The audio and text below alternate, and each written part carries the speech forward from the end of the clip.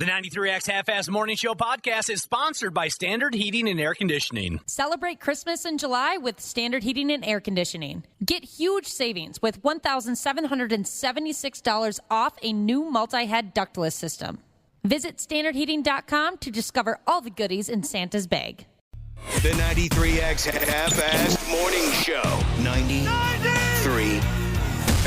Get up, okay? But it's Friday. The Olympics is really my favorite sporting event, although I think I have a problem with that silver medal. I think if I was an Olympic athlete, I would rather come in last than win the silver, if you think about it. You know, you win the gold, you feel good. You win the bronze, you think, well, at least I got something. But you win that silver, that's like, congratulations, you almost won. Of all the losers, you came in first of that group.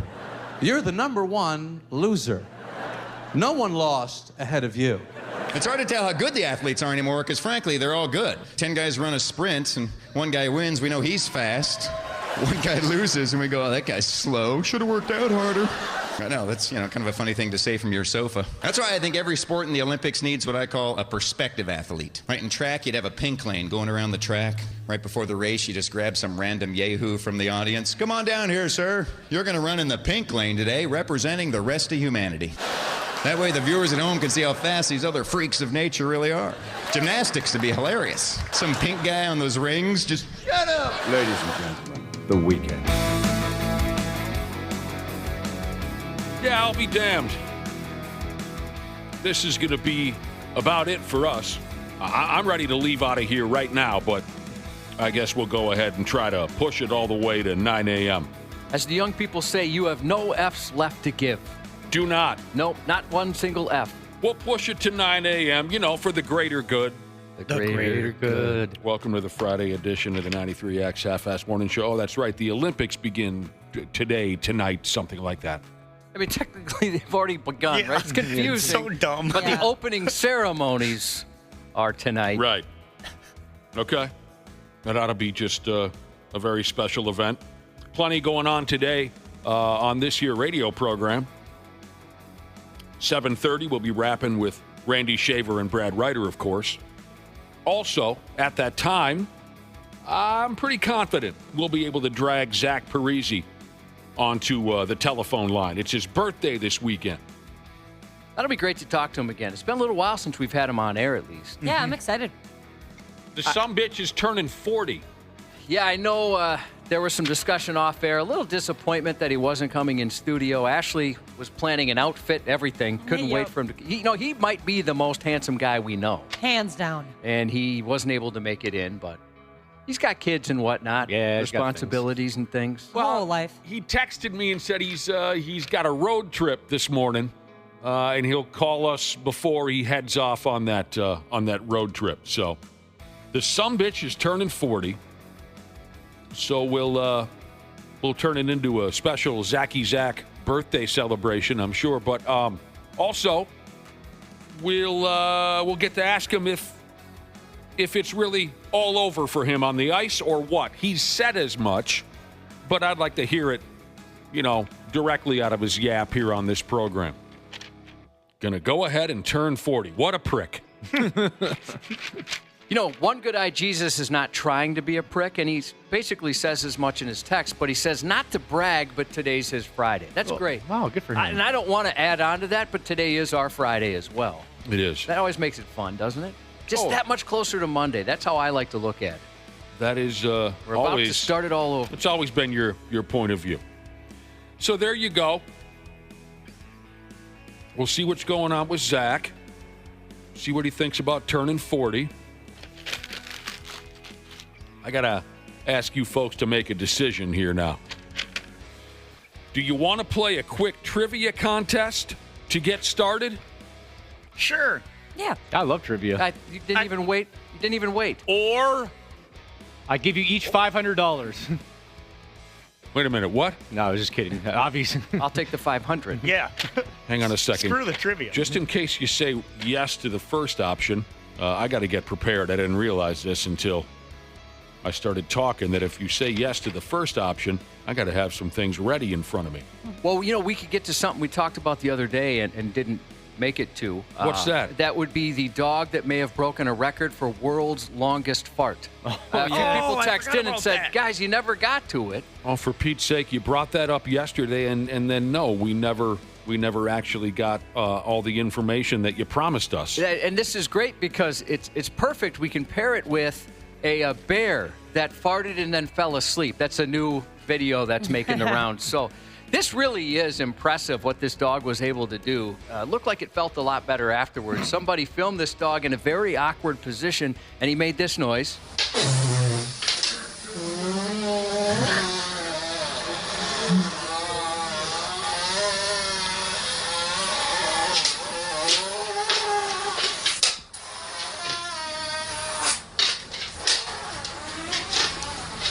18 seconds. Dang. Wow.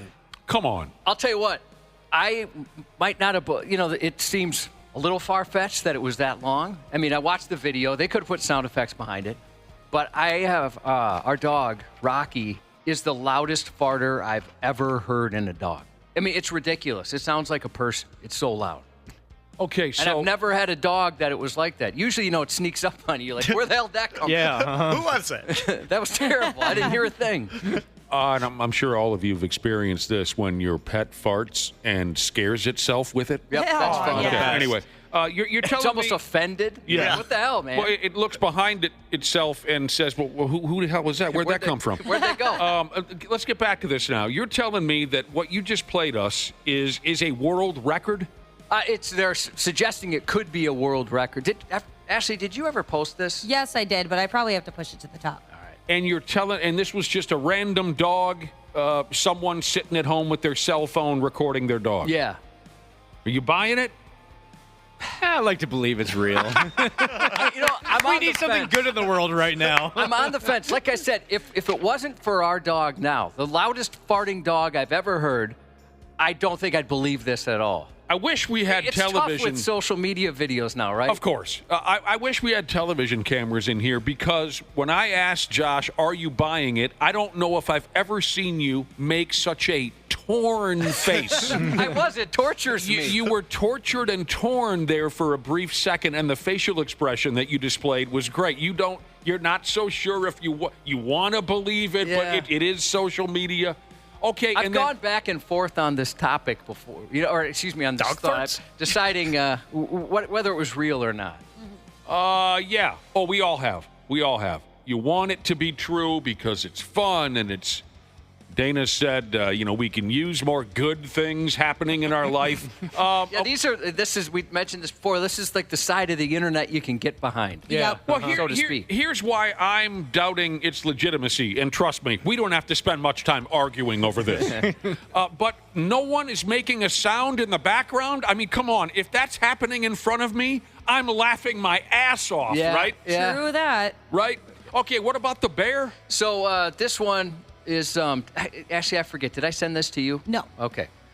This is a bear that apparently a sleepy bear. It farts and then goes back to sleep. At a zoo? It looks like it's outdoors. Well, I guess it could be, but it's outdoors. Okay.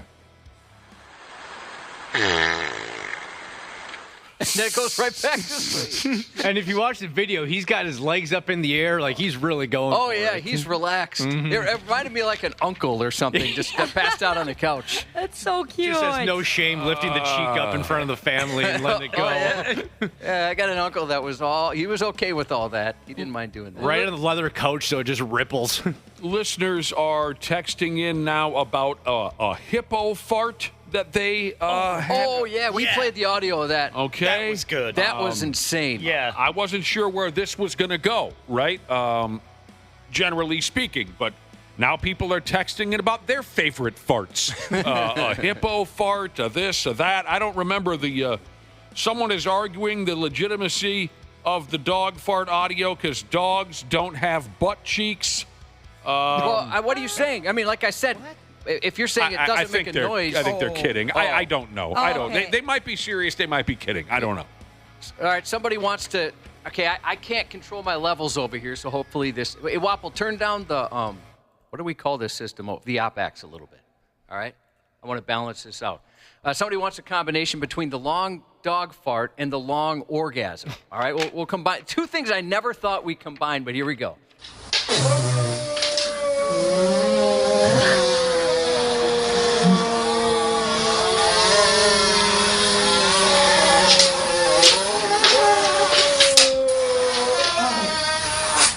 Wow. That synced up pretty well. Yeah. It was almost neck and neck. And let me tell you something right now. Listeners are genius. Let me tell you something right now. The last 3 minutes of this morning's broadcast is exactly why some people despise morning radio. I mean, despise it and refuse to listen to it at all. But it's fun for some. But here, Well, I'll tell you what, we're getting a lot of text of support. but here we sit, right? Here we are. Here we are. Have you listeners texting in? Have you seen the elephant fart? Have you seen the Jeez. Oh, I haven't seen the elephant one. Oh, I So bet many. an elephant can really get one. Oh, Park and Rec Jesus. Yeah, he texted me and said, have you seen the elephant fart in the hyena's face? No. Bogus. And now I got to see that. That's crazy. hyenas? Yeah, they're always getting a raw deal. They're always laughing about I don't it, like too. those hyenas. Well, that was absolutely fantastic. And I'll go along with the rest of you. I'll just, how should I say this, I guess, take the world record dog fart as real. I want to believe it. Until somebody proves it to be different, okay? All right, so I was going to ask you folks to make a decision. Do you want to play a quick trivia contest to get started? Or do you want to talk about the Hawk to a girl? You know, as entertaining as the Hawk to a girl is, I wouldn't mind doing a little trivia. To start. Yeah, yeah, kind I'm of over her. Yeah, Yep. but yeah. Trivia kind of gets the brain going early in the morning, too.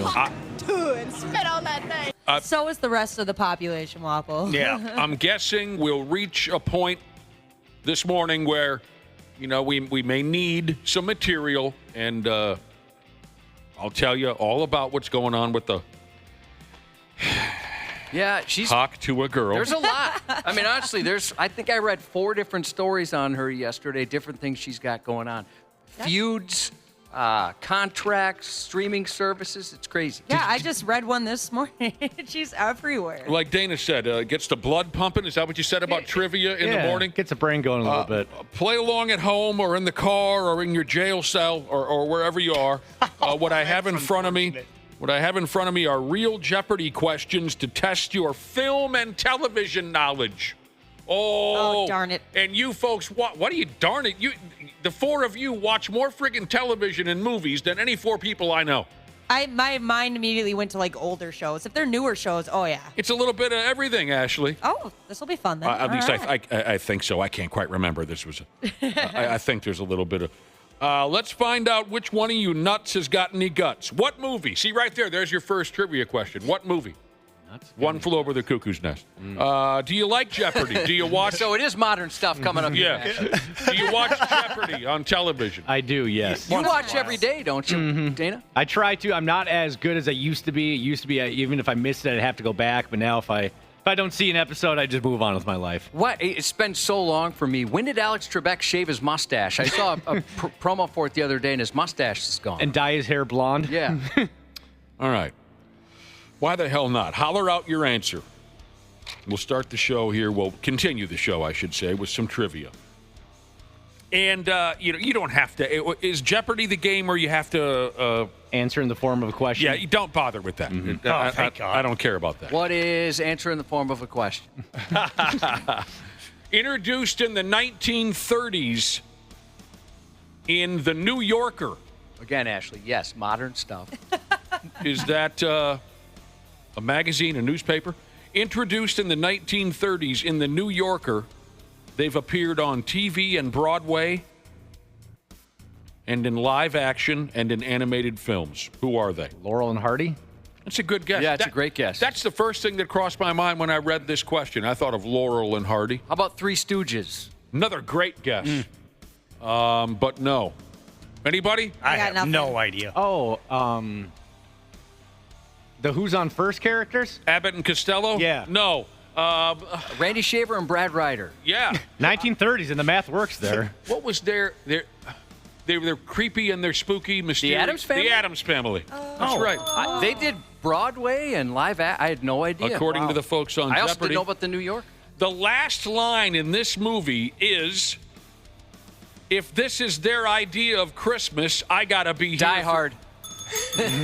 Nice. That's Argyle at the end of Die Hard. Yeah, love him. If this is their idea of Christmas, I gotta be here for New Year's. That's one for Cubby.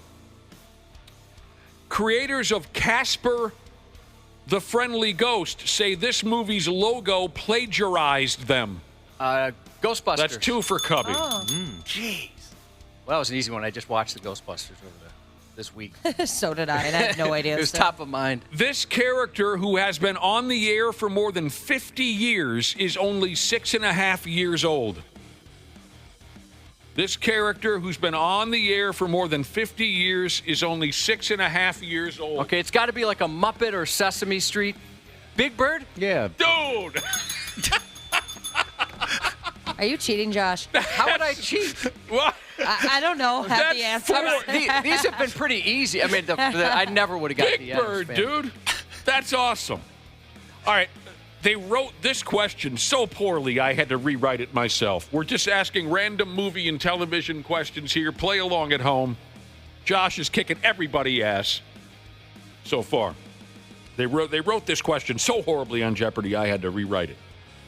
What were the first words Matthew McConaughey's character said in the movie Dazed and Confused? All right. Dude, Is that where that comes? I've never seen Dazed and Confused. Yeah, that's where that comes from. That was the only one I knew. I was Yeah, going to same guess here. that too, but I didn't know if that was really in a show or just something he says. That's 1 for Danel.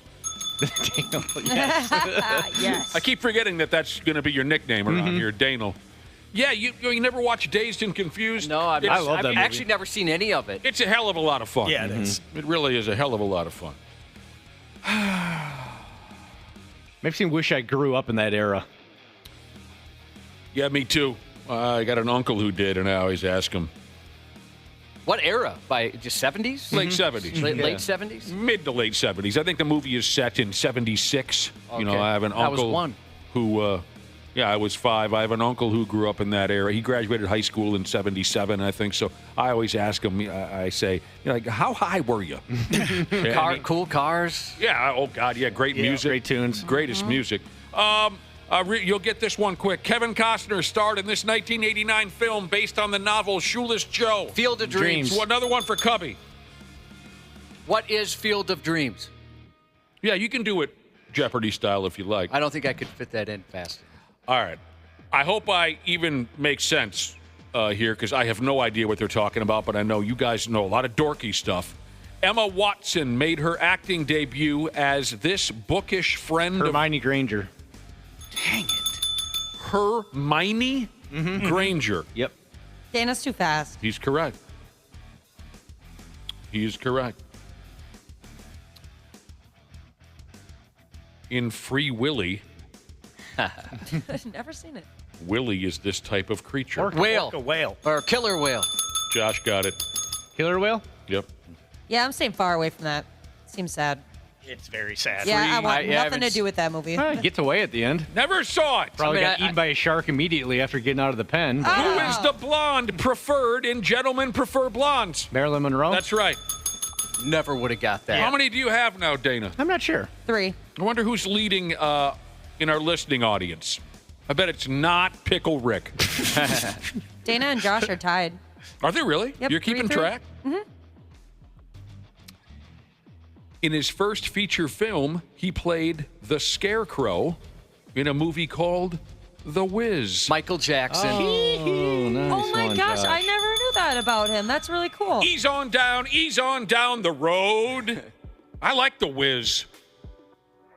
Diana Ross and Mike Jackson. Who else were the big stars? Was Nipsey Russell in The Wiz, Josh? It's been a long time. I've actually never seen that either. In Rocky III, Sly regains the Eye of the Tiger, training for a rematch with Clubber Lang, played by this man. Mr. T. That one I'll give to Josh. because we're best friends. I want it to be fair. Who got in there first? You got in there first. Did I? It was a tie. But there is going to be favoritism when it comes down to it in this game. In the year 20 plus 21, this Hall of Fame athlete launched something called Omaha Productions. Peyton Manning. Omaha. Peyton Manning. That one was Dana, but I'm giving it to Josh. Oh, was it really? I thought I got that No, you one. got in there. Yeah, you did. You're quick, dude. Mm-hmm. Ooh, I really liked this one. And I think we all probably got a dose of this along the way when we were kids. So I'm going to go ahead anyway.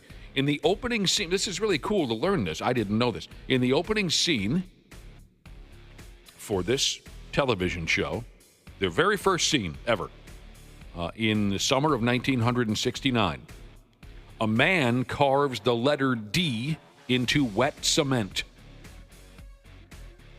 The letter is a little misleading. Letter D. Don't focus on the letter. Forget about the letter, but someone carves a letter from the alphabet into wet cement, and that was the very first scene. 1969. Just for fun, I'm going to check and see if any of our listeners. Batman. No, when I give you the answer, you're going to go, "Oh, that's really clever." I'm on our text machine now to see if any of our listeners can answer this one. It's the very first episode they ever had, 1969. Like I said, I think all of us got a dose of this when we were kids. Was the Brady Bunch on in 1969 or was it 1970? It wasn't the Brady Bunch. They carve a letter from the alphabet into the sidewalk. Yeah, I'm trying to think of even shows in 1969. I'm waiting to see if a listener can get it, but I won't wait too long.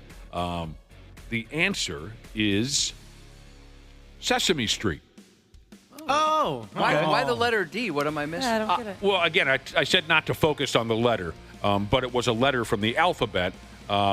And I'm guessing that it was significant because Sesame Street's going to teach you the alphabet and the numbers and the this and the that. Oh, okay. Well, yeah, I was wondering because you said once you hear it's very clever, so I thought maybe the letter D comes in here afterwards. So it's just the letter of the day type of thing you're saying? That's my guess. People were guessing Leave It to Beaver. No, but that's, shoot. How did I forget Leave It to Beaver? Good guess because, that was a 60s program. Man, so good. Did you really like it that much? I did. That was one of my favorite shows as a kid. I liked that and Andy Griffith show. I never, neither one of them. It's funny that we're talking about those two programs. You guys liked them so much. Those were two programs that I just never could dial into. I liked Wall-E because he had the reference to Leave It to Beaver, of course. Beaver drove me nuts. I couldn't stand him. I wanted to punch him in the face over and over again because he was such an idiot. So I could not watch much Leave It to Beaver. And Andy Griffith's show was just too Southern for me. Oh, I absolutely... The accents irked me. Yeah, I absolutely loved the theme song. The whistle part. Oh, it's a great song. Yeah. Yeah, great song. That is a good tune. Wow, you're a good whistler. My dad used to make me watch that all the time. I love that show, Apple. Random television and movie trivia here to start our program. This one's real easy. As a matter of fact, I think someone will give me the correct answer after the first two words of the question. Elizabeth Berkley. Showgirls. That's right.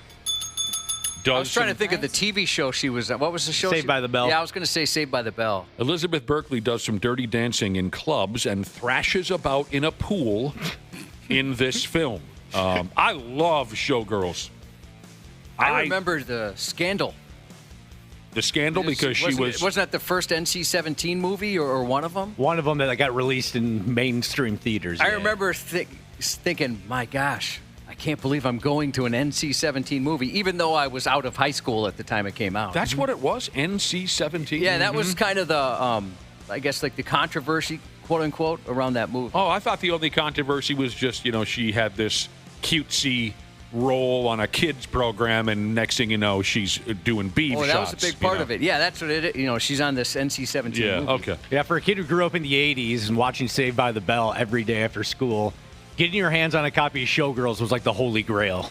I do. I dig that movie. Okay, here's one that I don't know what I'm saying, but you folks, I'm sure will, because earlier Dana answered a question by saying Hermione Granger or something from Hermione Granger? Hermione. Okay, this you guys take it from here. A highlight of this 2016 Disney film was a sloth working at the DMV. Zootopia. Oh, yeah. Shoot. Nice one, Ashley. Yeah, One for I own that. Smashly. Smash is on the board. Yeah.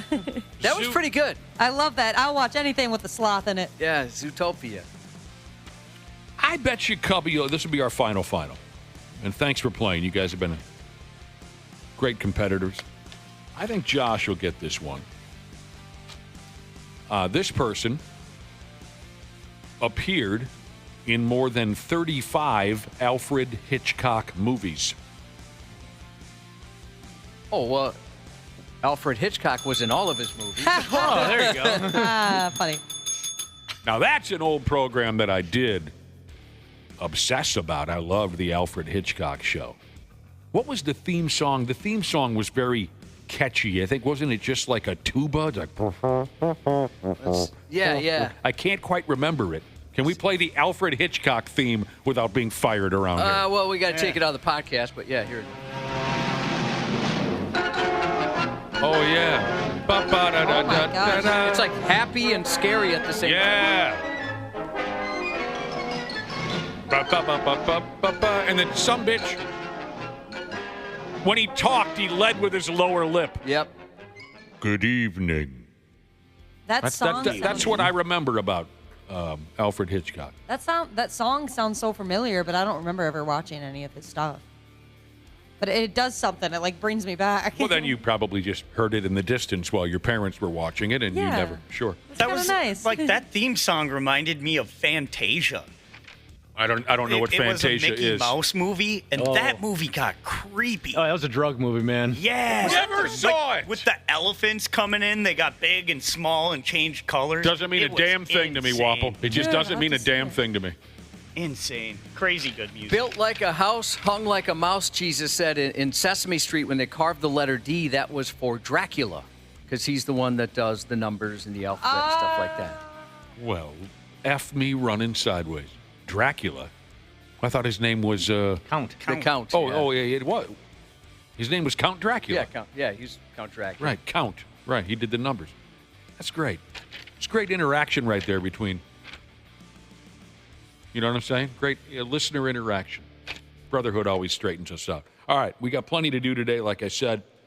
Randy Shaver, Brad Ryder, Zach Parise. It's our special Zach Parise's birthday weekend broadcast this morning.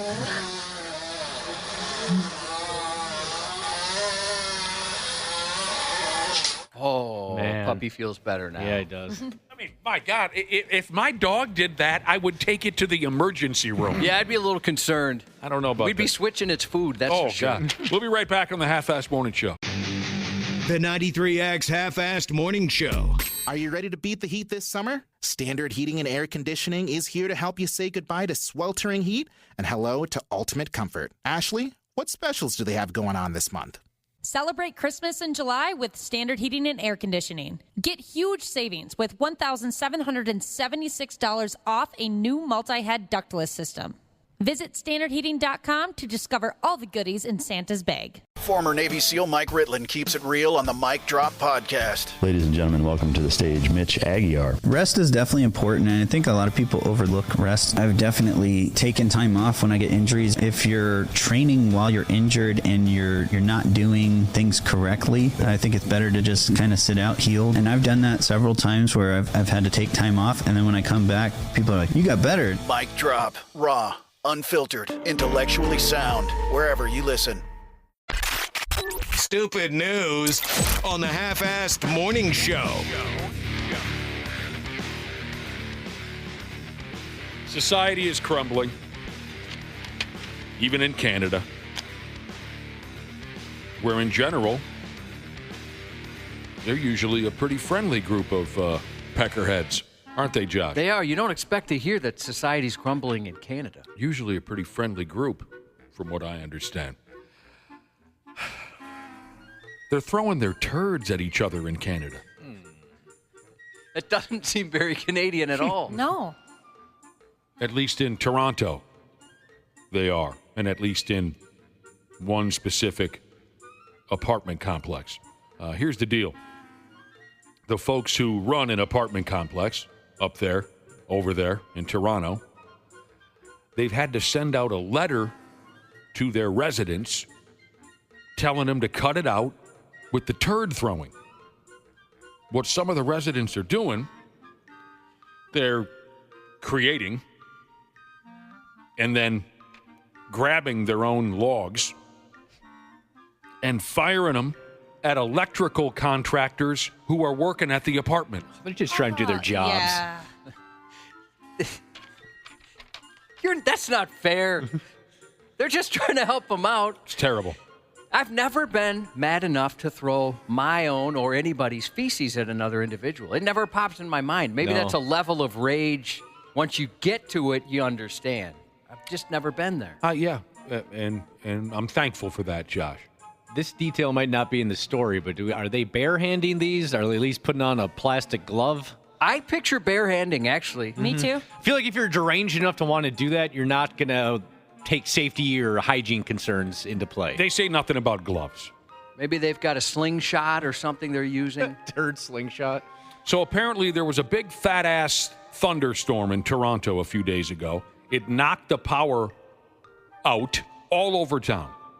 The electric workers are over at this here complex trying to get things up and running again. And they're having to dodge poo balls being sidearmed at them. Why folks are picking on the workers is a total mystery. Nobody knows why feces is being tossed at a group of people who are there to help, like you folks just said.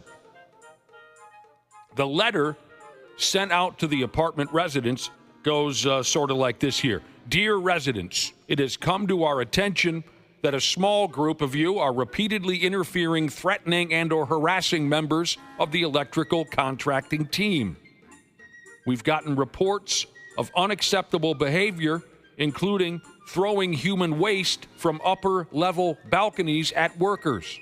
You know, something similar to this as far as taking out your rage on workers trying to help you out is happening in Houston, or was happening in Houston, where the government had to say, can you please stop attacking linemen who are trying to get us power back after the hurricane?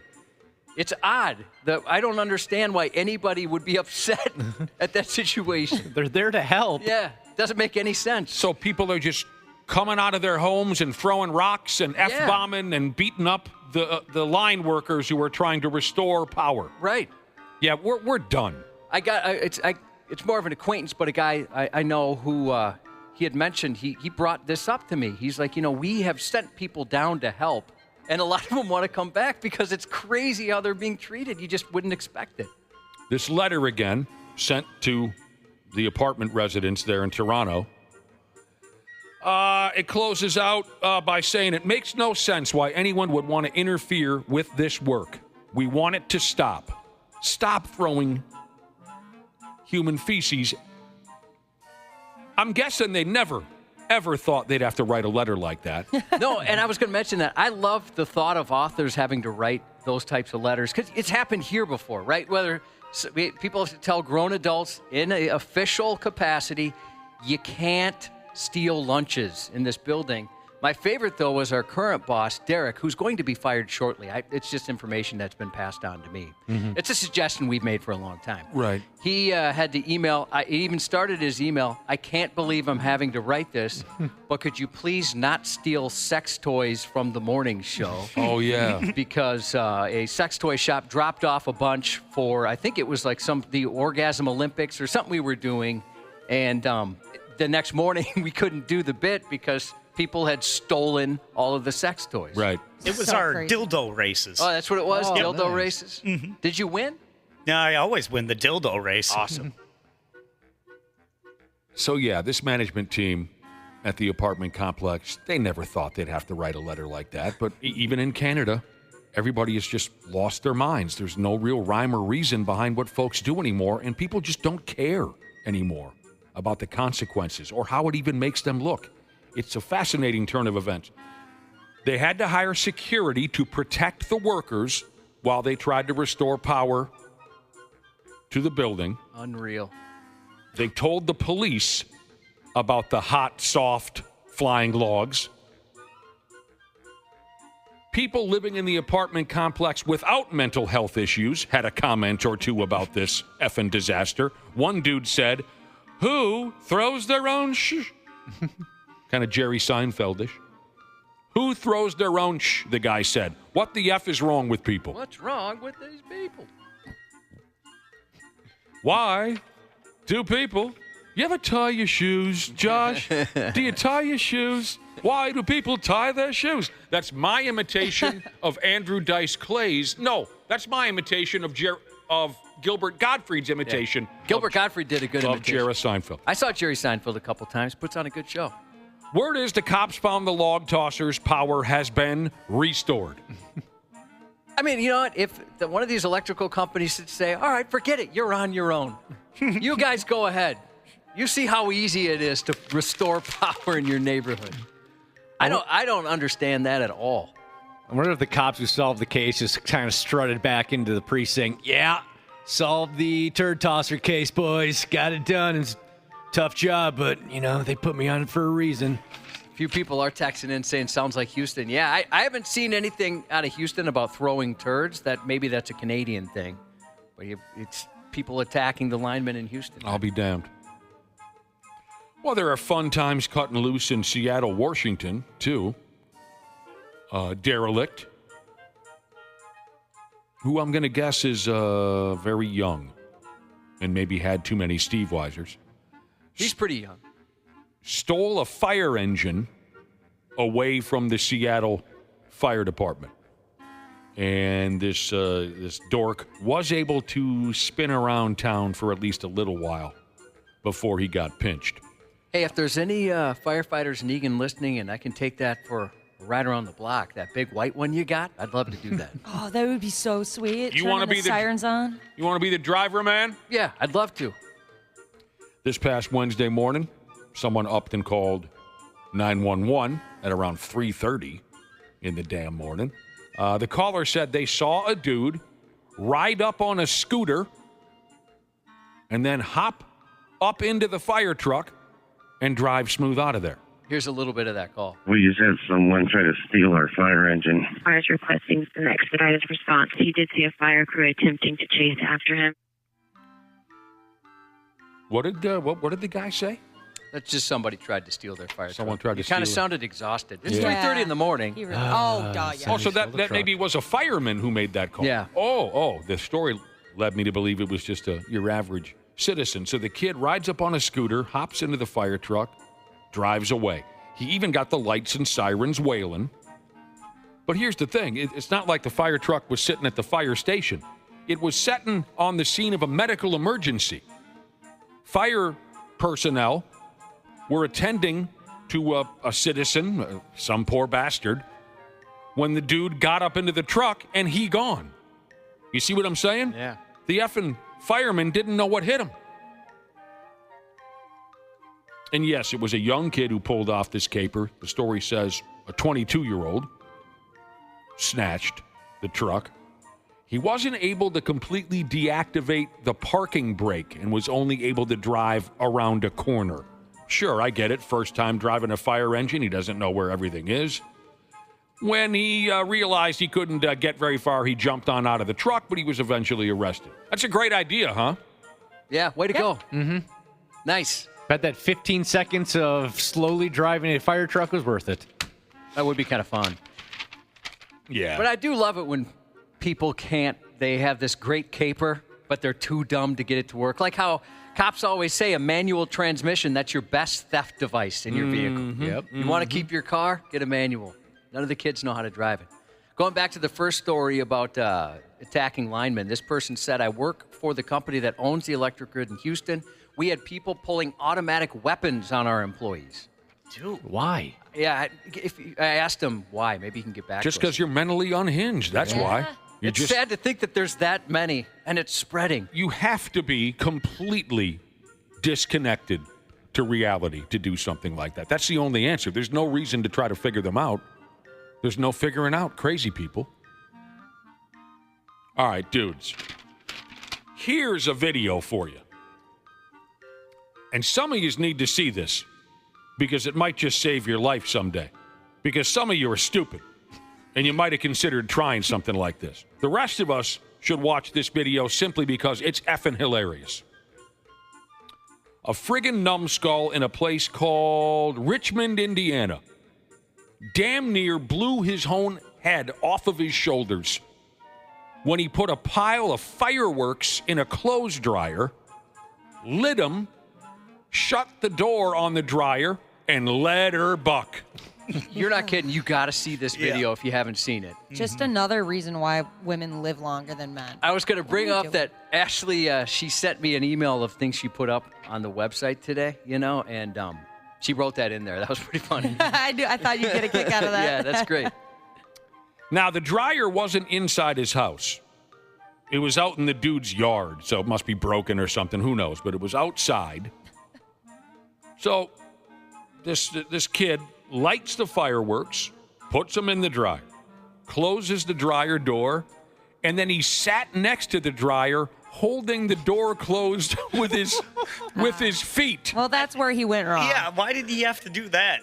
So the latch wasn't working or something? Well, I would think it would just blow it open. It looked like... I'm guessing he was holding the door closed with his feet to increase the impact of the explosion. If it blows the door open, it might not be as good of a show as it would if the door stayed closed. That's my guess. Right, he wanted the thing to blow up. Right, he wanted to blow up the dryer. He just didn't anticipate the level of destruction. I can't stop watching this. Dude, it's especially a great video. in slow motion, you'll laugh your balls off. Holds the door closed with his feet. When the firecrackers popped, the whole dryer busted loose on the dude, and right now. And he took a big piece of that dryer square in the mush. So you read the description of what happened, and then I watched the video in that order, and it was still nothing what I pictured. It's so much better than what I thought it was going to be. I don't know a lot about explosives or anything. I would never imagine that's what would have happened. No. That would have went that way. And this guy got lucky. He ended up with a broken ankle, obviously from holding that door shut with his feet, and he needed stitches in his lips and in his tongue. Oh, no. Enjoy this one, everybody. This is fun to watch. 93x.com. Yes, sir. This is a good one. What are you I wish we had audio, because I bet that made a pop. Oh, yeah. I bet he let out a scream of some sort, too. Yeah. Oh. And I wish it was a little bit longer to kind of see how he dusts himself off after something like that. Or if the camera guy got hurt. Uh-huh. Yeah, if I were that camera guy, I would have stepped back a few more feet. Yeah, I don't know. I'm hoping he was using a Zoom, because you're right. He was pretty close. All right, back to this nightmare going on in Houston. I was totally unaware of this until Josh brought it up. Terrible flooding and storms, power's out everywhere, right, Josh? Mm-hmm. Linemen are showing up to do their jobs, and lunatic citizens are attacking them and making their job as difficult as possible. Did you hear this story? One of our listeners says one lineman was hospitalized when he was given water laced with fentanyl. Oh, my gosh. Don't know if that's true. It's according to one of our listeners. How are you that? Let's say it is true. How are you that devious? Especially over something that stupid. I thought I'd heard a similar story recently in a similar situation where a cop or a fireman was handed some water during some kind of an emergency and it was laced with whatever. It's a horrible story. So, people are texting in saying that the deal is they're mad that power isn't restored sooner. So it's counterproductive, correct? Yeah, you think. Hey, person that's trying to get the power on, F you. Drink this, bastard. Like, come on, just use your brain for a second.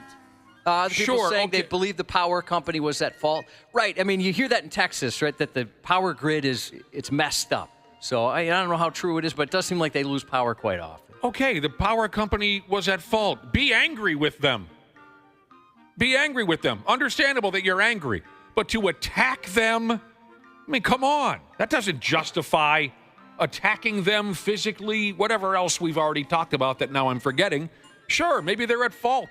That doesn't mean it's friggin' wild, wild west. You can go pull somebody down off a pole and beat on them. Yeah, I can't imagine, like, my internet goes out and I'm kicking the ass of the Xfinity guy out there. Yeah, and it's not their, like, if anything, it would probably be the higher-ups to blame, not these guys. Even if it is those guys, even if they are directly to blame, that doesn't mean physical attacks are the answer. All right. I'm getting all angry over here. I can see that. Park and Rec Jesus said of the dryer video, he said they've done it with quarter sticks and it makes dryers disappear. I don't know what a quarter stick means. I was hoping I wouldn't be challenged on that. I immediately I'm thinking dynamite. Yeah. But I don't. There's probably is it tannerite? Is that what they call that? Oh, I don't know. You're in the right. You're in the neighborhood. Yep. You're in the neighborhood. I got a couple of buddies who are straight up pyromaniac, sick maniacs, and they bring quarter stick, half stick dynamite to our friggin' our getaways up there in Hayward, and they always have to blow something up. It's just a matter of time. I cannot believe that neither of them have had their arms blown off yet. Yeah, It looks like fun. They're obsessed with that. You blow up an old couch. Let's blow up a... One time they put this massive quarter stick of God knows what. I mean, enough to blow your arms off, right? The idea was, we're going to go out on the lake on the pontoon, and one of them brought a little remote control boat. Yay! Right? Like you buy at Walmart for $40. Right? Little remote control boat. We're going to put the stick on the little remote control boat, light it, and then drive it, with the remote. Someone's going to drive it away from the pontoon, and then we watch it blow up in the distance. Well, what if that $40 remote control boat fails to work in that moment of truth? They didn't consider that until we got there. And then we're all having this argument. We're really going to do this? We're going to try. In the end, it worked, but I thought, okay. And then, we had the back of the pontoon, with the gas cans in it, pointed at the... I want no part of this anymore, and I've made it clear to these friends of mine. But eventually, their time's going to come. Quarter stick of dynamite. That's what Park and Rec Jesus got back to us with. It was dynamite. You just can't be effing around with that stuff. You just can't. Oh, my gosh. So more people are texting in on this the story about the lineman getting assaulted. And back to Houston. This person says people were even running the electric trucks off the road and trying to run the lineman over. What is happening? Oh, my gosh, dude. Chill out. No, I'm it's never just going to Houston. It's over. These people are volatile. It's over. Some people are saying it even happens here. We're done. I must miss it. I don't... Well, what are you guys doing this afternoon? Let's go harass some line workers. Well, actually, I just ordered a pizza to the house and told my wife and kid to beat his ass once he drops it off. We're just so disgusting now. I'm disgusted by it. No way. Unlucky in Wisco, Jesus said construction workers have also been given water laced with fentanyl recently because maniacs are unhappy the road is getting repaired. Oh, my gosh. We need to get away from this. I'm going to be so friggin' depressed I'm not going to enjoy my weekend, okay? I mean, this is very interesting stuff, but I'm starting to get so mad and disgusted that I feel as if I won't be able to finish. I hear you. I won't be able to perform my duties here this morning. Dana, Ashley at Wapple, here's some water. It just seems like everybody's dehydrated. Nick, don't drink that water. Hey, I am a little parched. Thank you. Just you guys drink that water. Nobody else. Let's talk about penile self-destruction, okay? Been there. It's been a while. Had some instances. Since we discussed penile self-destruction. And I got to admit, it's been nice. But as long as there's D's swinging, there's going to be a fella or two who treats theirs poorly. Poorly, Josh. Says here now, a 68-year-old man has to have part of his dong pipe amputated after it turned all gangrene on him. He left the C-ring on his unit for too damn long. Just for days and days, he was wearing it around town. And it was way too tight. And the ring ski about choked the guy's poor little acorn to death. Never used anything. I mean, I've damaged it before, but I've never tried something like that. How did you damage it before? Well, I mentioned shaving. Shaving, absolutely shave. Even when I was super careful, Scary. I was so careful, and I even had one of those that says, "Hey, you know what? You're not going to nick that little guy with our product." Yeah, a little safety razor. Dude, That's those BS. are liars. They are liars. They lie. You're right. I almost cut it off with one of those. Oh. After cutting jalapenos, I swear I washed my hands really, really well. Turns out I didn't. The first time I took a pee, I realized there was some on there. But you've never damaged it in the midst of self-pleasure. Well, not never. Talk to me. What happened to you? In a pinch, maybe I used a lubrication that did a little damage. Oh, no. Icy hot? 50 grit sandpaper, Ashley. No, it was like it was an icy hot type of thing. Oh, no, Josh. That's all. And that takes a while to go away. That's all they had in the Panera bathroom. Oh, no. That's terrible. I don't know if you've ever shared that with us before. Well, for a good reason. I was a young man. You were young. It was very early on into experimenting with my body. Sure. So this guy, after all of what he put his penis through, puts on the C-ring. It don't fit. It says here, part of the lid had to be sawed off, the head.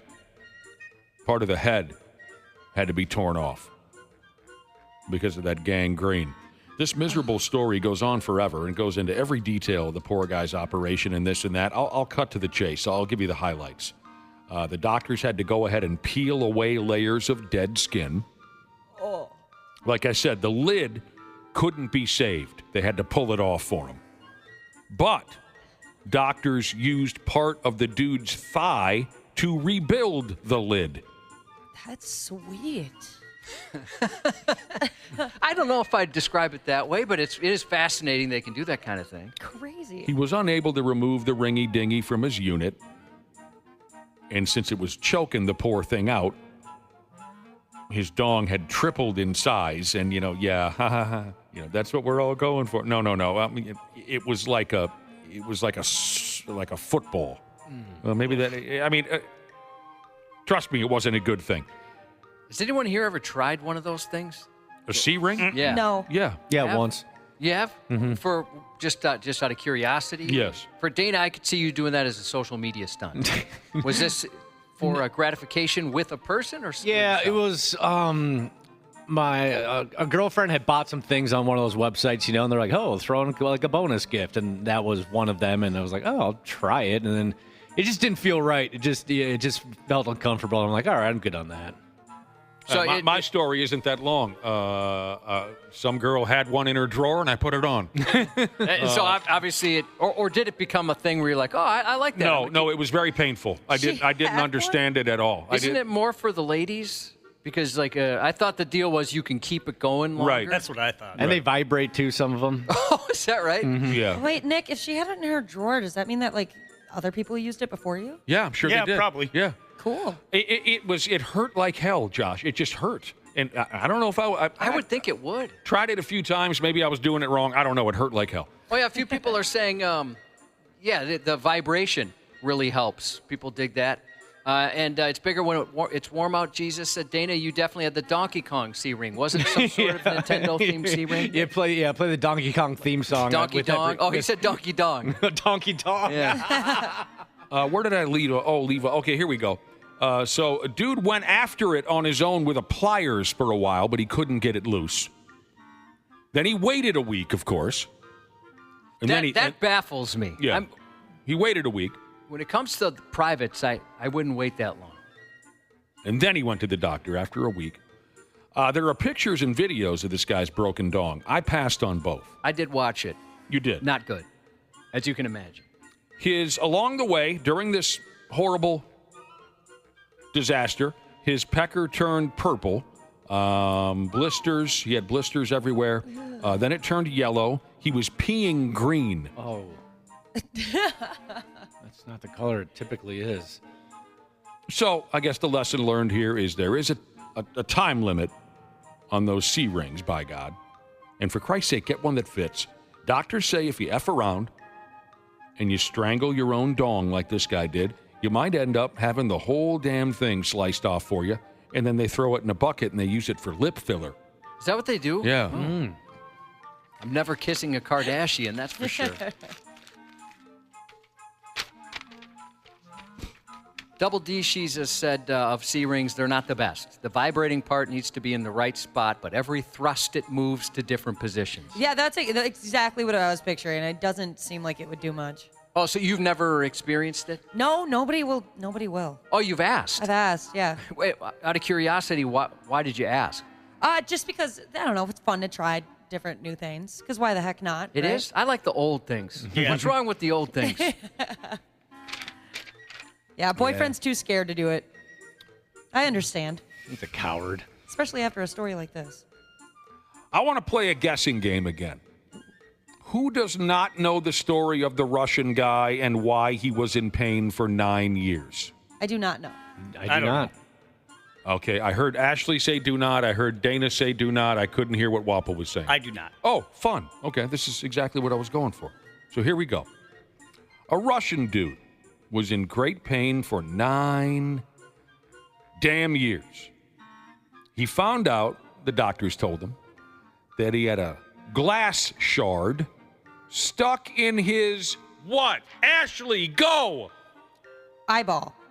Glass shard stuck in his eyeball. Wapple! Butthole.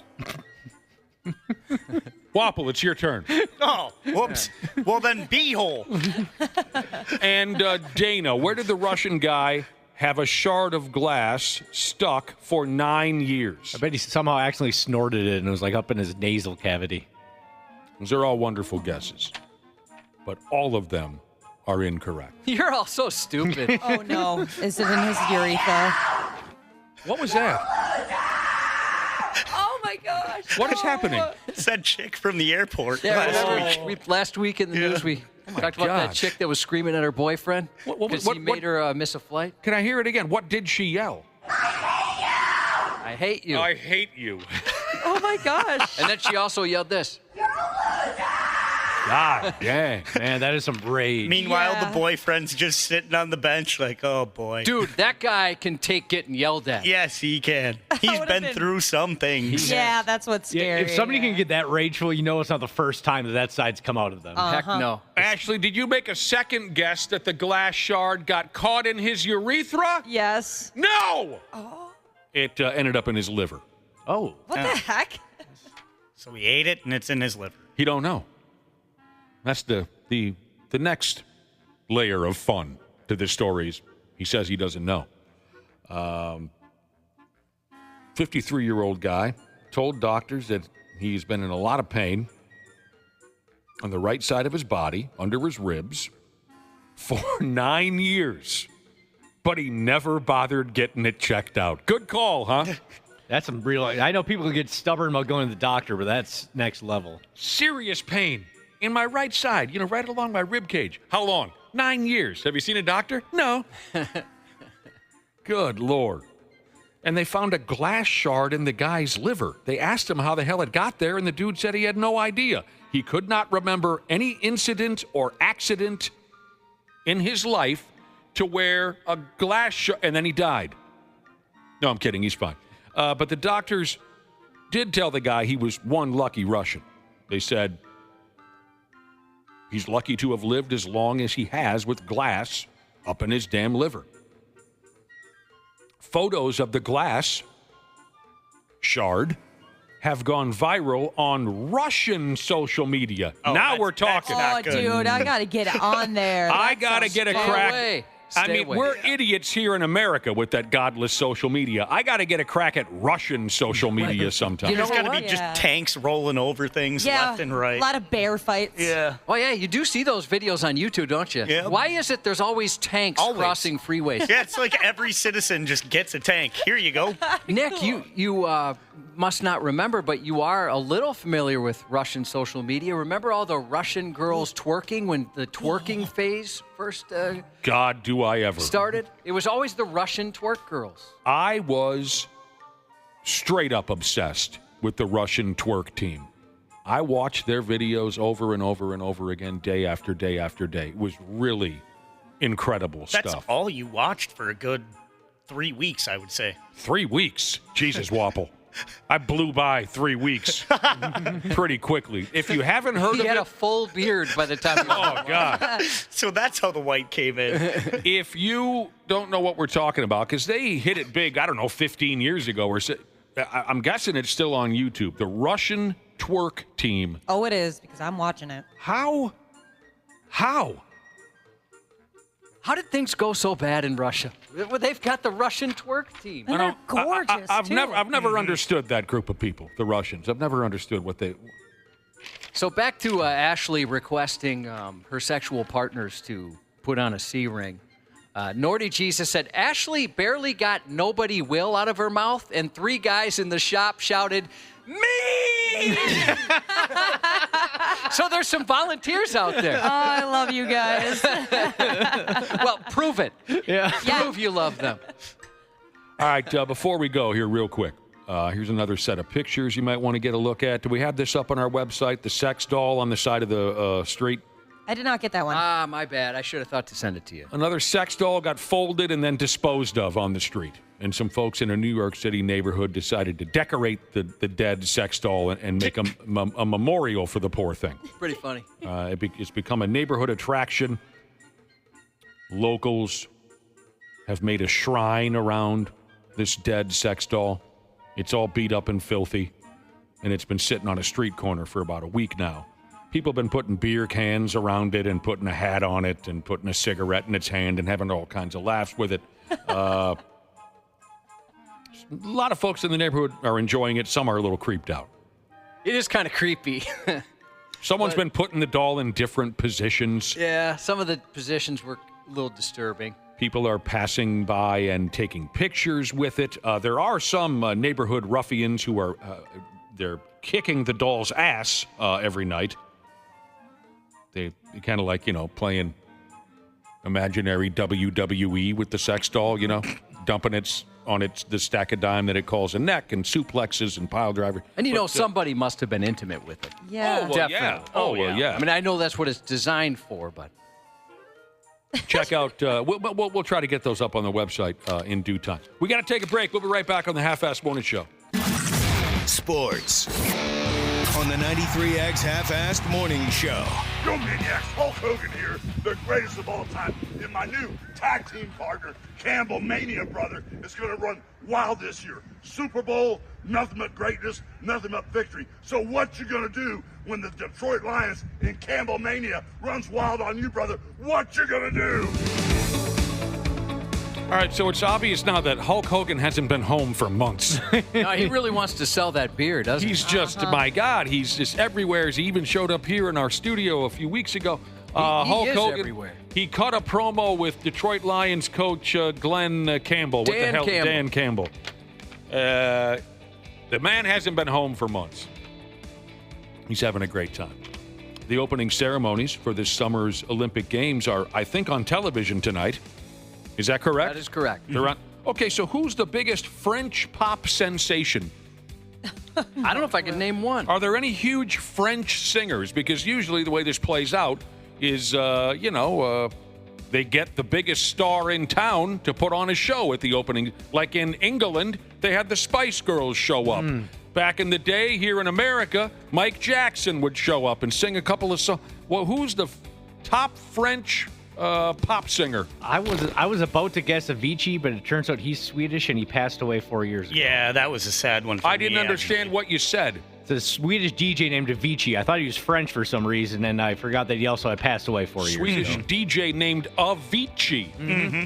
Very good artist. So you're saying he's not going to show up? No, I'm not Maybe likely. a hologram. We'll find out tonight. We'll find out tonight. A hologram. Yeah, I don't think I can come up with one French, maybe a French Canadian at best. French Canadian. What's her name? Celine Dion. Celine Dion. She's going to be there. I don't know. Was it the opening ceremony? She's going to be there? Yeah. So maybe that's the answer. Like $2 million for one song. That's been debunked. Oh my gosh. Oh, it has? Yeah. It's not $2 million? Yeah. 3.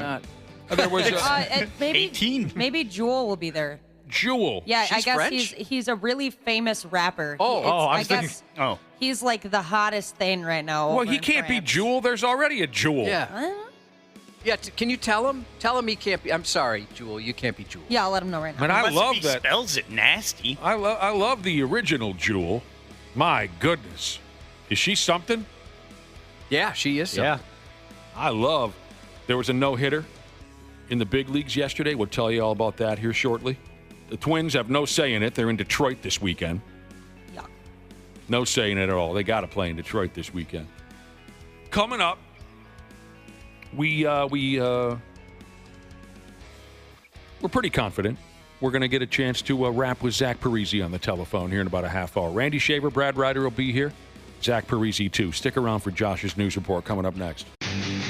The 93X Half-Assed Morning Show. Are you ready to beat the heat this summer? Standard Heating and Air Conditioning is here to help you say goodbye to sweltering heat and hello to ultimate comfort. Ashley, what specials do they have going on this month? Celebrate Christmas in July with Standard Heating and Air Conditioning. Get huge savings with $1,776 off a new multi-head ductless system. Visit standardheating.com to discover all the goodies in Santa's bag. Every week, Michael Rosenbaum is getting deep with someone new on the Inside of You podcast. Let's get inside of Kevin Smith. I can go to a movie and enjoy it, and I'm never like, I could have done that better. Really? Never. I started as a fan. I'll finish as a fan. And the difference between this iteration of Kevin Smith at age 53 and the one that most people met at the beginning of my career, back then, I would have told you all the movies that I hate, and here are the reasons why they suck. And you would never hear that from me today. Inside of You with Michael Rosenbaum, wherever you listen. What an extraordinary young man that took a dangerous situation and made it safe for him and his grandpa. The old joke goes, I'd rather die peacefully in my sleep like my grandfather, not screaming and yelling like the passengers in his car. And if it weren't for the heroics of a 10-year-old Georgia kid, that scenario could have played out in real life. When his grandpa passed out while driving 70 miles an hour on a Georgia highway last week, the boy grabbed the wheel and steered them to safety in what police described as an extraordinary act of bravery. Oh, my damn. The 10-year-old was in the passenger seat of his grandfather's pickup, and the pair towed a boat they just picked up from a repair shop. His grandpa, 68-year-old Hugh Cox, was on the phone with a coworker when he suddenly stopped talking and fell unconscious. Dude. Cox's coworker, who remained on the line, told the boy to call his mother, who then instructed her son to jump into the grandfather's lap and steer the car to the shoulder and call 911. All the stuff is going through my mind, like, what's going to happen? Are we going to get in a wreck or what? It worked out perfectly. Probably one of the most touching calls that I've took since I've been at 911. Can you hear me? Yeah, I can hear you. We're right at exit 320. Turns out the grandpa fell into a diabetic coma, calling the episode one of the worst he's ever had, and acknowledged without his grandson with him, it could have ended in tragedy. The 10-year-old was honored by the sheriff's office in a ceremony last Wednesday, which happened to be his birthday.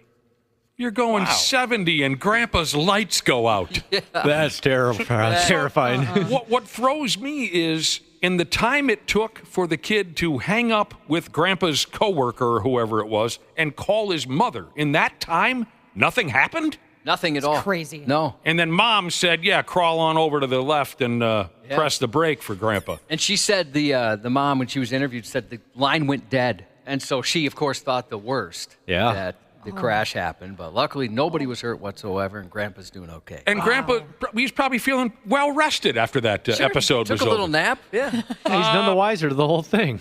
I had to take over a motor vehicle for an adult when I was a kid who... Was this diabetes or Coors Light related? It wasn't diabetes, I'll tell you that. Where I looked over and said, I think our driver is sound asleep. Then in New York, a bus... We weren't going 70, but we were going fast enough to where something needed to be done.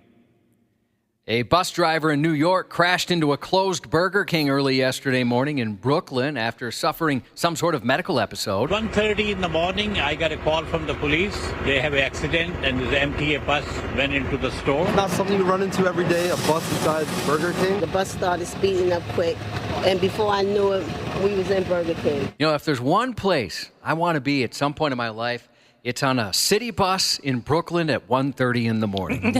Oh, my God. Neither of the passengers were hurt, and in fact, fortunately for the driver, one of them was a medical worker who rushed to his aid. Once we hit Burger King, I got on my seat and I immediately went to him to try to help him out. He was moaning, he was saying whatever.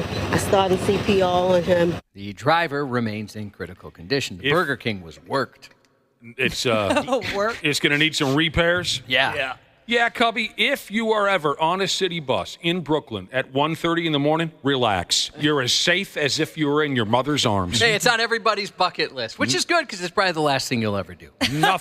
Nothing could go wrong. A man dressed as Spider-Man was arrested in India this week after a video of him clinging to a car's hood went viral on social media.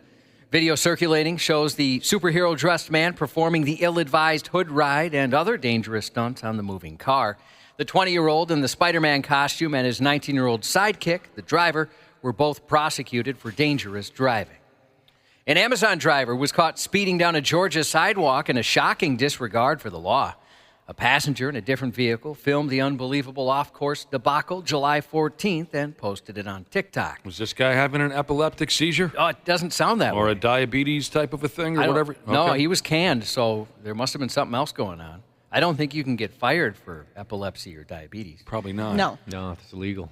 When Amazon learned of the incident, the e-commerce giant released a statement which said, "This was reckless and unacceptable behavior. We've investigated the incident, and this driver is no longer delivering packages on behalf of Amazon."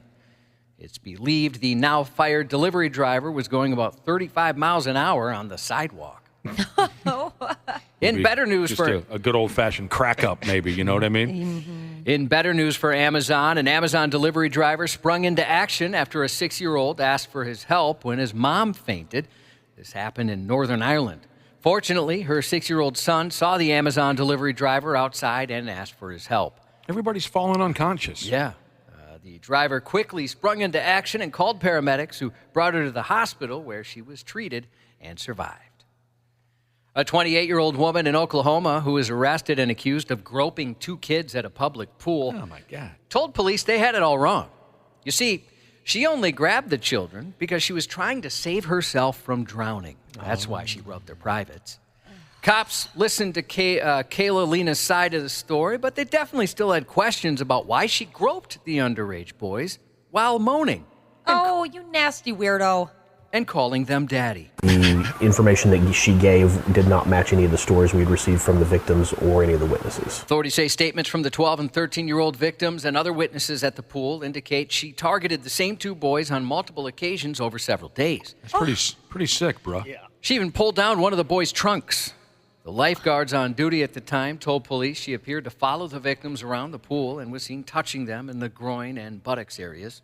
The lifeguards immediately removed her from the facility, which is where police found her waiting. They were made aware of it and then observed the behavior, and she was removed pretty quickly after that. She initially denied doing anything wrong before asking the officers if she could call her grandmother.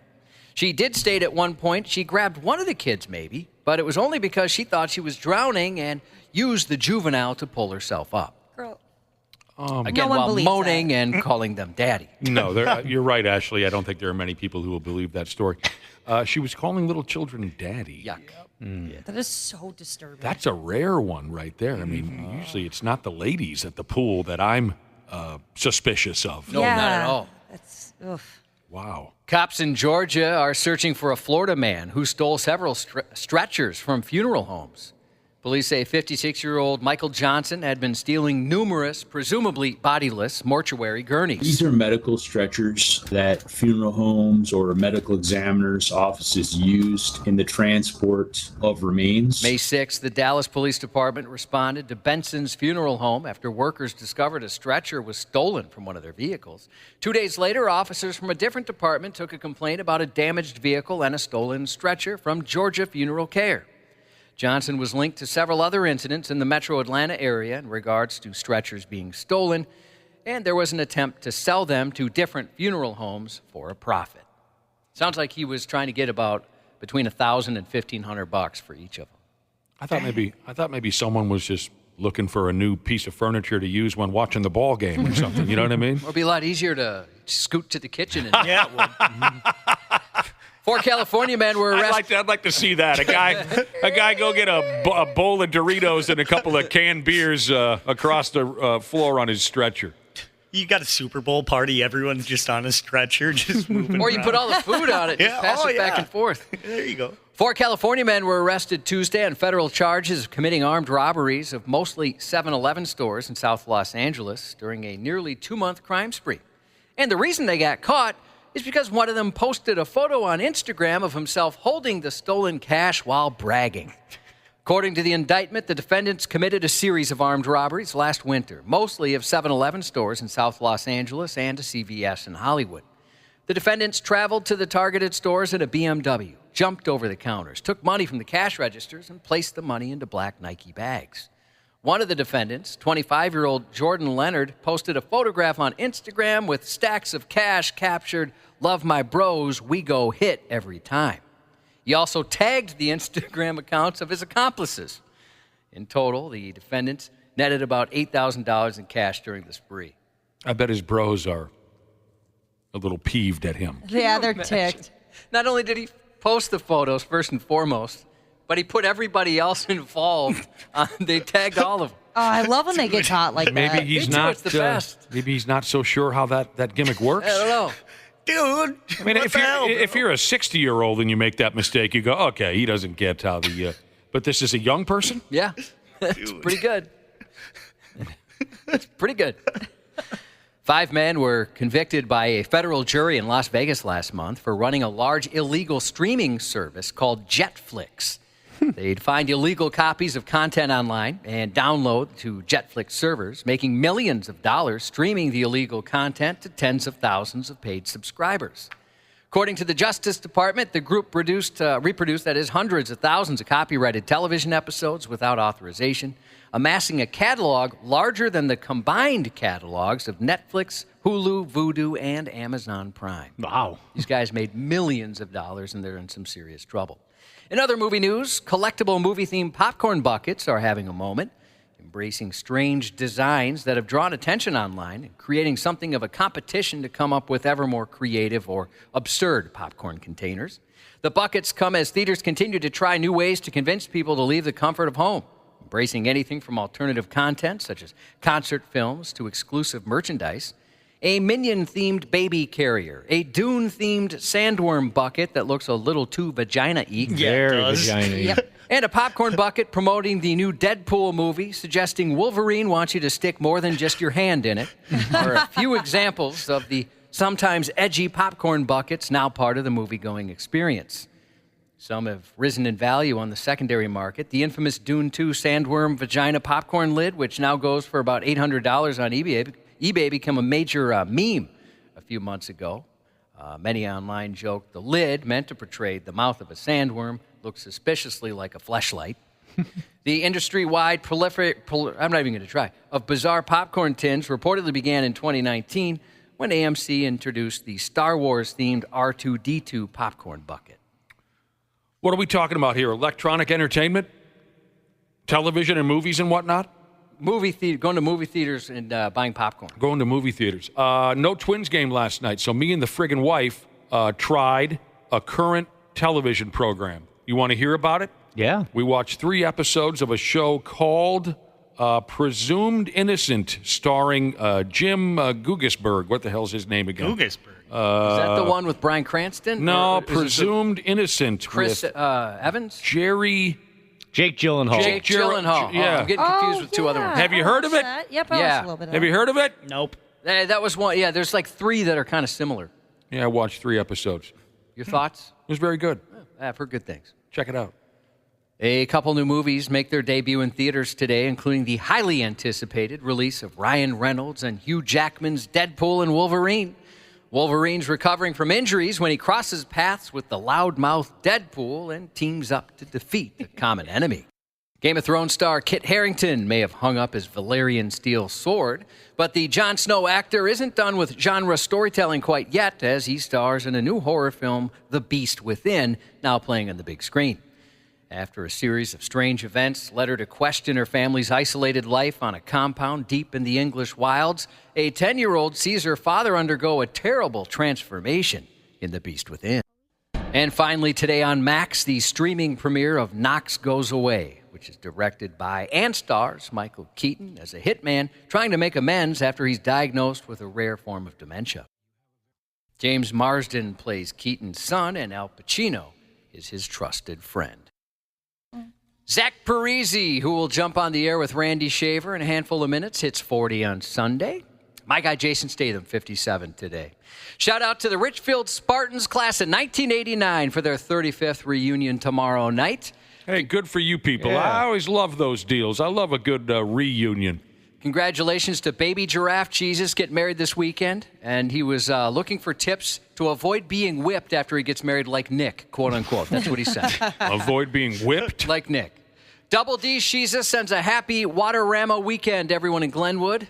Good luck to Evan and his fishing partner fishing their last conference bass tournament, hoping to qualify for state today. From Dad, Bass Slayer Jesus. Happy birthday to the beautiful It Ain't Journey Without Steve Perry Jesus from her gorgeous husband, Column Jockey Messiah. Happy birthday to BFD Jesus from your brother, Some Dude Guy Jesus.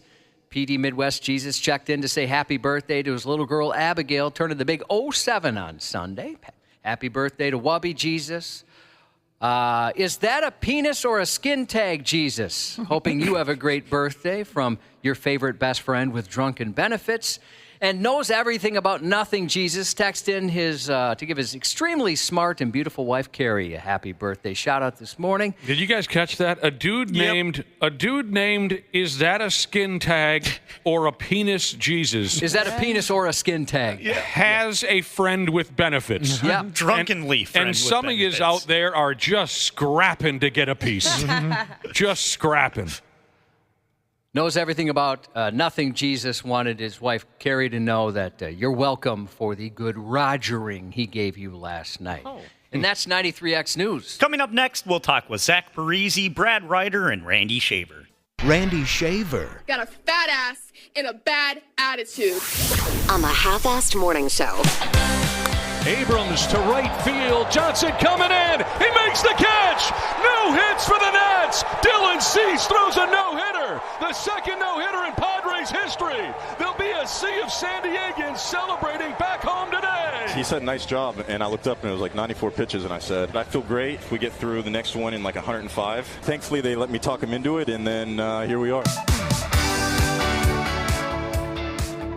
Yeah, that's cute and everything, but we got bigger things cooking this morning than what Dylan Cease accomplished for the San Diego Padres. We will talk about it, of course. Hello and good morning, Randy Shaver and Brad Ryder. Good morning. Oh, good morning, Imagination. Well, welcome home. And the birthday boy is here, turning 40 this weekend. How the hell did that happen? One of our all-time favorites, Zach Parise. Good morning, Zach. Wow. Good morning, guys. Where in the hell? Where in the hell did the time go? No kidding. Is that crazy? I know. That Zachy is about ready to hit 40 years old. Wow. We remember babysitting you and Jordan back in the day. Yeah. Yes. It's been a long time. I remember Josh and I would make cereal for Zach and Jordan. Change your diaper. I mean, it was. Yep. Jordan liked the real sugary cereals. That's why he was kind of a fat baby. He loved the chopped up hot dogs and the macaroni. Yeah, Zach was more reasonable about his diet. No, honestly, is it Sunday, Zach, you turned 40? Sunday, the 28th, yeah. Man, what does it feel like? I know, right? That doesn't feel like anything, really. No. I still feel 25. Is there going to be a big party? That's correct. Are you having a big kegger? For the 40th, that's a big one. No, I'm driving.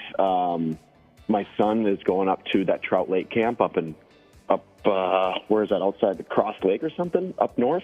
Okay. Big sleepaway camp. So I'm going to drive him up there Sunday, so I'll be in the car for about 7 hours. What the Oh, man. Happy birthday. Do you know how to party or what? I mean, come on. I know, right? It's so exciting. And I think we'll do something, I think, later in the week with some friends or something, but nothing crazy. Well, nothing crazy. I would brace yourself maybe for a surprise party then. I was wondering the same thing. Yeah. Maybe she's got something ready, but as far as I know, then it'll be a surprise because I have no idea. But it's I don't think we got anything going on. All right. You're driving your son to a fishing camp? It's not. They do a little everything.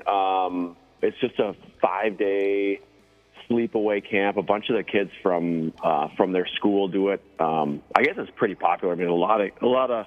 I've heard a lot of families that send their kids up there. Our daughter's going a couple weeks later, and they love it. He went last year for the first time. We were a little nervous because he's only 9 and out there for a week, but he loved it and wanted to go back. So here we are. Just like a good old-fashioned summer. I never did the summer. Josh, didn't you do summer camp and you woke up with your underwear on backwards? Yeah, it was a whole thing. Zach, a lot of bad things happen at this. There's a wasn't that trout camp that you went to, Josh? No, it was not trout camp. They would. They beat you up or something, didn't they? No.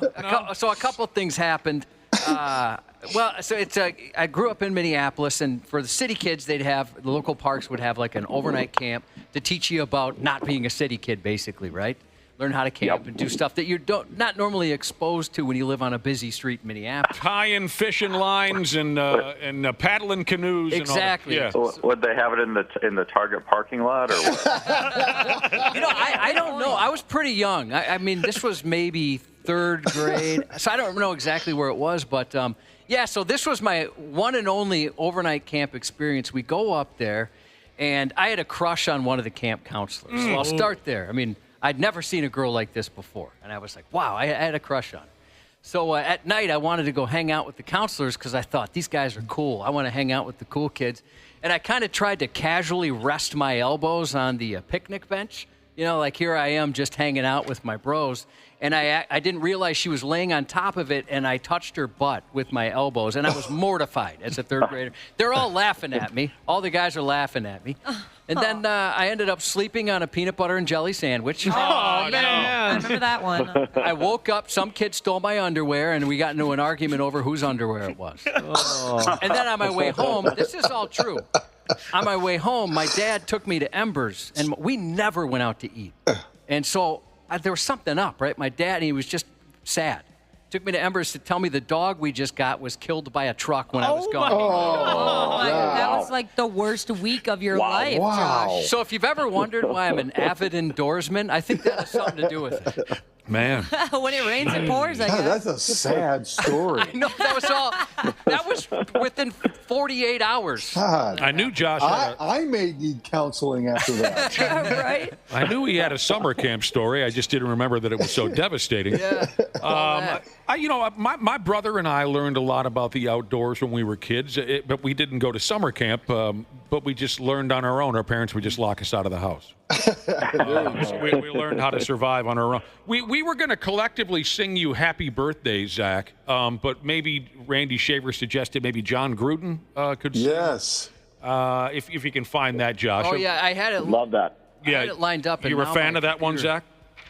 I don't think I've heard it, actually, but it's you're in for a treat. Oh, he's really good. He's very good. He's got a nice singing, and he's obviously heard the song before. Yes. Happy birthday to you. Happy birthday to you. Happy birthday to you. Happy birthday. It's just terrible.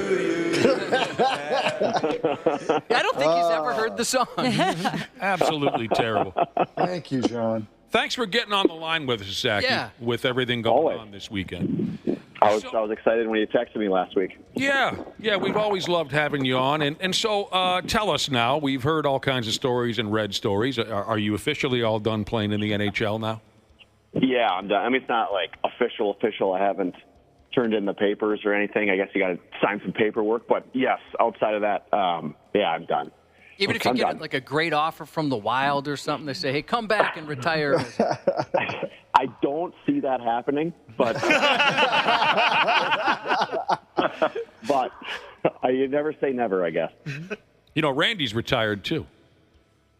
I remember when we were talking last time that Randy was. I mean, this was when we came to town to play the Wild. I think he was retiring within a few weeks of that, if I remember, or within a couple months. A few months, yeah. Yeah. I highly recommend it. It sounds pretty good. It's been great. It's been awesome. Yeah, one of you, we'll let our listeners figure out which is which. One of you retired at 39, the other in his early 70s. Zach, do you have any interest in playing for the Columbus Blue Jackets? Would you enjoy that? It's such a beautiful time of the year, too, in Columbus. Maybe reunite with an old friend. Wait, Randy's in Columbus? If you have any questions about what life after work is like, Zach Parise, Randy's been retired for a couple of months now. He's totally out of control. A couple of months? I've only been retired for a month. Oh, okay. So, well, you were on your way out a couple months ago. That's true. That's true. The best part, and this is, I think, what everyone's jealous of, is Randy oftentimes doesn't know what day it is. That's true. As a kid in the summer, that was the best. That's what that's what every retiree is going for, to have no idea what effing day it is. Zach, just a little warning, Randy's been a little out of control with the drinking. Comes with the territory. But he's had I think you've had a fun time so far. I have.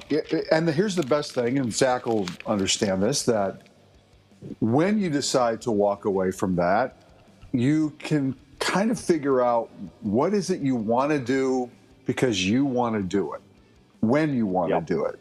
That to me is that, and for me personally, having my nights off for the first time in 43 years, that's such a liberating feeling to be able to, go to dinner, jump in bed at 9:30 and go to sleep if I want to, whatever. Mm-hmm. What you'll find is you're going to sit down and go, okay, what is it I really want to do now? And whatever it is, you have the opportunity to do it. I'm sure you're going to want to try to stay busy a little bit, figure some things out as to what you like to do and keep yourself busy. And Bud Grant said to me a long time ago, he asked me when I was going to retire. I kind of had an idea, and he said, "What are you retiring to?" And I've always remembered that. What are you retiring to? Because if you're retiring just to do nothing, probably not a great idea for most people. So I'm sure you'll figure it out. You've got a lot of, I'm sure, irons in the fire, things that you want to do in your life. You got great kids. You got all sorts of possibilities. So it's going to be fun. You're going to have a great time. You really are. Yeah, I feel like to your point, it's been the exact opposite for me because I haven't been able to really do anything that I want. Yeah, it's been all about bringing kids everywhere. So I've been that's how it goes. That's not going to change. Way busier. No, that's not going to change. I've been way busier now than I was. So it's been great. It's been awesome so far. Now you're on the hook because you're available. It's a nerve-wracking. Yeah. Well, you also don't have to worry about getting your body and your mind ready for another long season. That's probably the most liberating thing right now. Yeah. Do you think maybe you'll slow down on working out or just start eating like garbage or anything? I don't think I'll start eating like garbage, but it is nice not having that stress of having to get up every day to train, to skate, to prepare for the season. Don't get me wrong, I loved it, but at the same time, when it's just it's okay to miss a workout because you know what I mean. It is kind of nice. We're talking to our pal Zach Parise here about his recent retirement. Now, tell us, what is it about being a pro hockey player that you're the happiest to walk away from? Is it the air travel? Is it it could be anything. Yeah. What is it about being a pro hockey player that you're happiest to say, okay, no more of that? I think you hit it. I think it's the travel, especially with Colorado. The travel was tough. So I won't miss that. But other than that, there's really not much. I loved it. It was awesome hanging out all the time with the guys, the playing the games, the competition. I love that. I'm going to miss that a ton. Well, you thrived in it. There's no doubt about it. You thrived. It was great, and I think just outside the travel is the only thing. And I didn't think about it at the time, but like I was saying earlier, the stress of preparing for the season or for games, that's gone. that feels nice. But man, there's nothing really outside of those two that I'm like, I'm glad that's over. It's just not. It was awesome. Good was for really you. awesome. I mean, obviously, you for the most part loved your life for was it 19 years in the big league, Zach?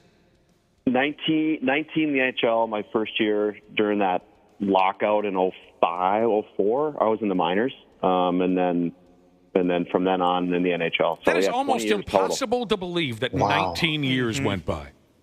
I know. It's sickening. It's crazy. And then, you get all the older guys just saying, this is going to go by fast. You're like, I'm 23. There's no way. Right. And then, man, it flies by.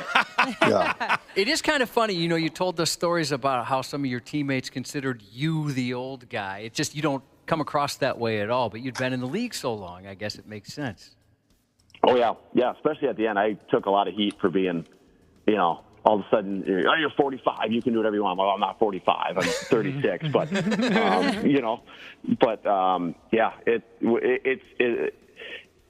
it's crazy how quick you go from being the younger guy in the room to there was a big shift. Don't get me wrong. There was a big shift. I think like in my early 30s where the league just got really young. I think some of it had to do with the salary cap and whatnot, but it just got young in a hurry. And then it flip-flopped like it was just like the snap of a finger. It was all of a sudden I'm the old guy in the room. And it was crazy how that happened just like that overnight. Now, you got Randy Shaver sitting here trying to give you retirement advice, even though he's already screwing it up. He's got a friggin' podcast already. Just can't get away from it. I'll be the same. It'll be like 3 months. I got to do something now. Exactly. It seems like the most popular, a couple of the most popular things people, like longtime popular athletes do when they retire is they either get into coaching or broadcasting. Do either one of those things appeal to you at all? Well, I will coach my kids' teams. I know that already. Right. For You're going to love older that. two. Oh, that's yeah, so it's the cool. best. You're going to love that. I did last year before I left. I did that. As far as broadcasting, I don't mind it, but I don't think that I would do that. I think the travel that goes along with that, but also I just don't see myself doing that. Zach, let me just throw some post-retirement jobs or activities at you, and you just give me a yes, a no, or a maybe as far as your interest in these post-retirement jobs or activities. Okay, you mentioned you'd be willing to coach your kids, or you already are coaching your kids. What about college or pro hockey coach if the offer is made? Yes, no, or maybe. Would you ever consider it? Yes on college. No on pro. Why is that? Because you have the same hours. You maybe more actually. I mean, you're there before the players. You're there after the players. You're cutting video, and that doesn't interest me at all. Okay. You're there 4 times as long. You get paid 1/10 of what you do as a player. So that math doesn't make sense. Yep. Okay. Yes, no, or maybe. Professional fisherman. Oh, cool. I love to fish. I actually just got back yesterday from Alaska. How was that? I do. It was unbelievable. It was awesome. How long were you there for? We were there we got there early Sunday morning, and we got back about 7 a.m. yesterday. We took the red eye from Alaska. So we were there. We got a good 4 days of fishing in? Oh, fun. Yeah. Okay. So, professional fisherman, yes, no, or maybe? I could do that. Yeah, maybe. I could do that. Speaking of that, I mean, we all know that you love to fish. I just told Josh a few days ago, I was out on Lake Minnetonka just cruising around, and I told Josh, I said, I think I might have seen Zach out there, but I wasn't sure. And I said, if it wasn't Zach, it was just some other dude with incredible thighs. Yeah, the thighs are. But it wasn't you. You were in Alaska. Okay, yes, no, or maybe. What about a fishing guide? I mean, maybe. I'd have to learn a lot. I'm not good enough. Okay. But it would be pretty awesome, though. Television wrestler. Oh, here we go. Yeah, you could be a face easily. No on that one. What? Your finishing move could be the Zach attack. The Zach attack. That's a lot of travel, a lot of physical abuse. Well, here's an easy one. I think we can answer this for you and say, yes, we played your singing earlier. What if you became a singer? Wow. Yes. Zach, I don't think you're going to be bored at all. Man. You, honestly. You may or may not be surprised, but we are getting just blasted with texts giving you an opportunity to join beer leagues, softball or hockey teams. Oh yeah. I could do the softball stuff, and I think it might take a while, but I wouldn't hate some afternoon, lunchtime, lunch hour pickup hockey games just to somewhat stay in shape. I wouldn't hate that. Yeah, that would be fun. Well, you got a lot of offers, that's for sure. Yeah, you got some offers on the table. That's good to hear. I was reading an article from ESPN on your retirement. I don't know if you read the same article. I don't know if you're the type of guy that would even entertain the idea of reading articles about yourself, but no. It was really complimentary to you, Zach, and your career and your impact on American hockey. It was just, I loved it. It talked about how many current pros looked up to you when they were young American hockey players wanting to make it. It calls you one of the most important figures in American hockey over the past 2 decades. And I thought it was cool. Yeah, it was just really wonderful. It mentions the 2010 Olympics. Yep. Tying the game late against Canada, and then that prick Sidney Crosby had to ruin it for everybody. Yep. So, funny side note on that, at the hockey camp my son was going to yesterday, my youngest, they were doing an Olympic day, and he brought my silver medal in, and then we had this book at home. It's kind of like animated, but there's like a 5-minute story about that game in particular. And so he was talking to the classmates about it and whatnot, and saying that, my dad tied the game at the end. Here's a silver medal. And then he goes on to tell the class that I didn't try in overtime. What do you mean I didn't try in overtime? So was that complimentary to you? Like, as if he was saying the reason the United States lost was because my dad decided not to try in overtime? Had my dad tried, they would have won the game? But is that a compliment, or is it like, he just threw in the towel after he scored? I Kids are the best, man. I don't know. I guess I don't know how to take that, but it's a great story anyway. Moral of the story: always skate hard, kids. Oh, man. Yep. Well, I really loved this article because, obviously, we've loved having you on the program, and we hope you can always be a visitor from time to time now that you have more time. And the last thing I wanted to mention from the article, you ended up being the 17th highest scoring American-born NHLer of all time. 17th highest American that's ever played the game. Does it make you feel even a little bit better, Zach, to know that you finished one notch above Bill Guerin?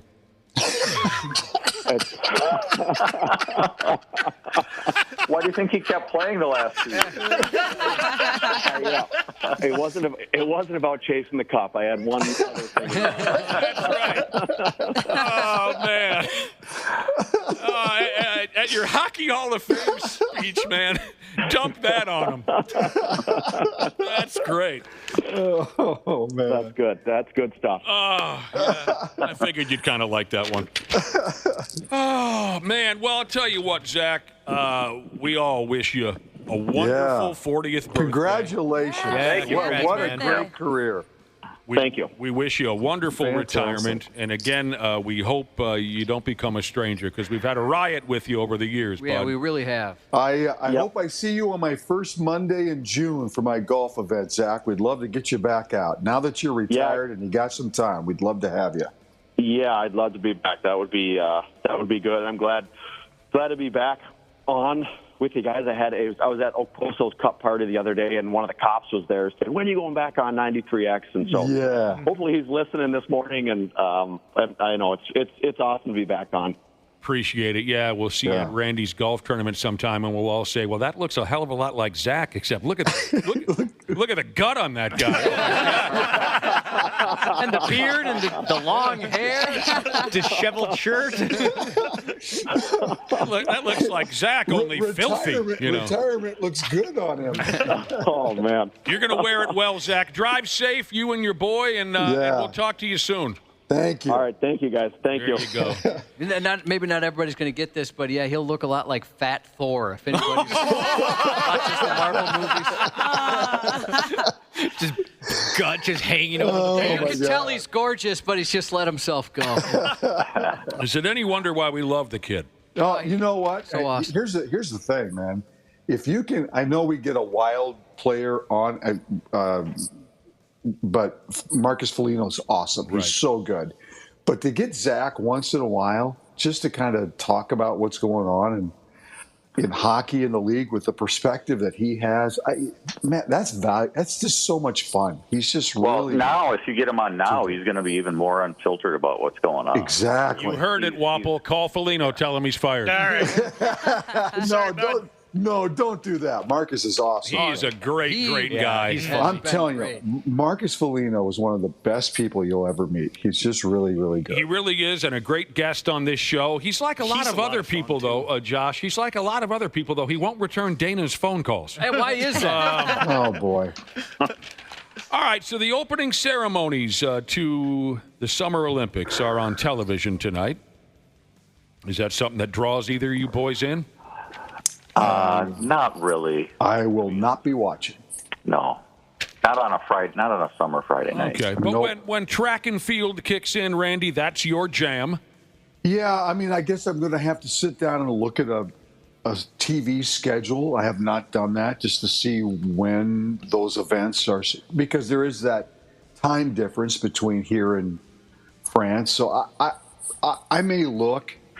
I have to be honest with you, Nick. I don't really have a lot of interest in, and maybe it's because I have PTSD from having worked so many Olympics at CARE and being up until 11:30 at night, and and then having to do the news after. I just kind of don't have a lot of interest in watching it, I guess. I'm surprised to hear that, but I understand. But I will look, because there are some things that I do care about. You're right. Track and field, I care a lot about. It'd be a lot of fun to watch. I want to watch the basketball. I think the men's basketball is going to be really interesting. Yeah, I'll watch hoops. I'll certainly try to watch hoops. I know some games are going to be on at noon and silly times like that, but I do love to watch basketball. And Christ, the American team has got Anthony Edwards and everything. Bring your ass. Bring your ass. It seems like the last few Olympics, like the swimming and stuff happens first, and then the track and field is like most of it's the second week. But that is true. I mean, they stagger the most watched TV events. They stagger them so that they're not piled on top of each other. So yeah, you're right. We've talked a little bit about breakdancing in the lead up here to the Summer Olympics, and Randy's pissed. He doesn't like breakdancing. Here are some of the other newer Olympic sports. It's not a long list. Skateboarding. I think this is the second time they've taken a shot at skateboarding. Yeah, because we got that one clip where the dude fell and then he hit his taint on the pole, on the rail. That's right. Yeah, You're going to have to be more specific about the other 1.5 million videos online of skateboarders taking a skateboard to their taint and landing on a pole. But anyway, skateboarding is giving it a shot again. It's breakdancing's first or second shot? I can't remember. First time. First. Sport climbing. It looks like those folks at Dick's Sporting Goods who climb the thing, they finally have their own Olympic event. Yeah, Yes. sport climbing. And this one I almost completely missed, but read about it this morning. 3-on-3 basketball. That is true. Yes. That could be fun to watch. Oh, yeah. Oh, wait a minute. Okay, no, I was about ready to say Chase Budinger, but he's playing Olympic volleyball. Yes. Yeah, he's a volleyball player. I thought that there was someone notable playing 3-on-3. Maybe it's Ice Cube. I can't remember. But they're playing 3-on-3 basketball at the Olympics. Okay, we'll try to keep an eye on that. The youngest and oldest athletes at this year's Summer Olympics are both American. Oh, by damn, there's a gymnast. Her name is, or his name, I'm not sure, Hesley Rivera. Just turned 16 last month. Okay. The oldest Olympic athlete is participating in the dressage competition. That's equestrian. Yes. Isn't that horse dancing? Yes. Yeah. Yes. And So cool. I have to admit that last time around when they showed horse dancing on television, I enjoyed it. And I don't know why. It's one of those things, right? You can't explain why. Could not explain why I sat there for an hour and a half watching horses dressed in outfits dancing with a human being on its back. It was almost like that scene from Old School where Will Smith, he snaps out of the trance he was in. Like, what have I done? The dude, what were you consuming at the time? probably just mass amounts of canned beer. Where am I going with this? The oldest athlete is an American. He will be doing the horse dancing. His name is Stephen Peters. He's 59. Wow, still out there dancing on that horse. This will be his 6th Olympics. Yeah, I don't know what it was about that dressage, but I was dialed in. It's kind of like when I go to the state fair and watch the, don't tell me, because there's an animal that I can't think of the name, but now I got it. When I go to the state fair and watch the alpaca fashion show. Oh, I still have never seen that. That's good times. I'm missing out. The alpaca fashion show, I've been in attendance 3 times for that, and it's a riot. And a couple years ago, I learned something about alpacas, and Josh and I have been trying this for ourselves. Alpacas are communal poopers. Mm-hmm. Oh, really? Yeah. And Josh and I have been trying to do that, and we can't quite get our schedules to line up. Yeah, for me, it's like I got 1 day out of a week. You know, that's the day. And it seems like you're always busy. Well, and it's weird because your frequency's not what it used to be, but it's a lot more there. Your constipation and my trouble with loose stools They balance each other out in a makes weird it way. so we can't become. They do balance each other out, generally speaking, but it doesn't play well in our efforts to become communal poop. Alpacas, they all gather in the same corner and make a big stack. Oh, do they really? Yes. That's amazing. I didn't know that. Yeah. I love them. Do they have? Do they all like talk to each other and say, "Hey, it's time to Are go"? you ready? or- I'm not sure their form of communicate, but once one of them drops a pile, the others say, "That's the spot we're going for today, boys." This is a good spot over here. Come over here. Oh, They try to outdo gotcha. each other then, apparently. Sure. I can't wait until our bowels sync up. It's the only thing that's missing in our relationship. It's like when one person yawns, everybody yawns. Yes. Right. I was thinking more like how girls sync up. Yeah, that's a real thing, isn't it? Yeah. Oh, absolutely. Yep. That's crazy to me. It is crazy. Yeah, there's points in high school within the friend group where we were all, when we had our time of the month, it was always at the same time. I wonder evolutionary why that is. Yeah, Maybe we can look that's a good question. that up. For Pete's sake. More on the Summer Olympics now. The folks at brobible.com, in an article that I read, came off really upset about this. And what it says here is the food situation at the Paris Olympics has already turned into, again, what the folks at BroBible call a disaster. I guess the kitchen, as they're calling it here, I hope they have more than one. But the article says the kitchen is running out of items already. They are in short supply of grilled chicken and eggs, 2 of the staple foods for high-caliber athletes all around the world. They say it's truly stunning to run out of these items that you absolutely have to have at all times. I guess they have to make a few orders, but they're calling it a disaster that the kitchen at the Olympics has run out of chicken and eggs. Yeah, absolutely. I can see that. Yeah. Before you even start, yeah. But all of these kids are relying on the kitchen to feed them? Well, it's probably like a dormitory setup, right? Yep. So there's one central place where all the U.S. athletes or all the athletes go. And so, I mean, it's probably a little bit easy to underestimate how much everybody's going to eat, especially before the competition even begins, right? So All right. I mean, I don't know. That's a problem, though, right? For Christ's sake, that's a problem. make an Eggo. You know what I mean? Well, most teams are going there, but the U.S. men's Olympic basketball team is not going to the kitchen. No. Heck no, they're not. Yeah, LeBron James isn't sitting there at the Well, you know what? You know what, though, Brad? They might experience it once, just because it is part of being an Olympic athlete. I wouldn't put it past them to go there at least once to experience what the athletes are doing. I bet you A1 from day one. Yeah, they might go there, but they won't eat there. I wouldn't be sure. I wouldn't be so sure about that. Anthony Edwards might have some oatmeal with the ping pong team just for fun. I get to do that. I mean, he's 23, 24. Yeah, I think if you're going there with the idea to have the Olympic experience and not see yourself above the Olympic experience, then part of it is actually going where the athletes are. You know, part of that.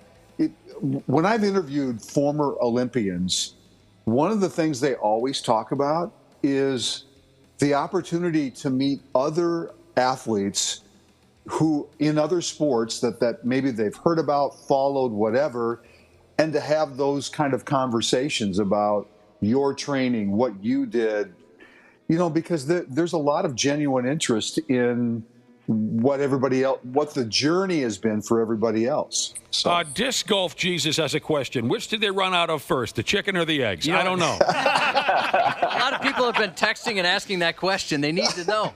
They'll never know. Canada's women's Olympic soccer team suspended their head coach. She's been sent home. She's a gal called Bev Priestman.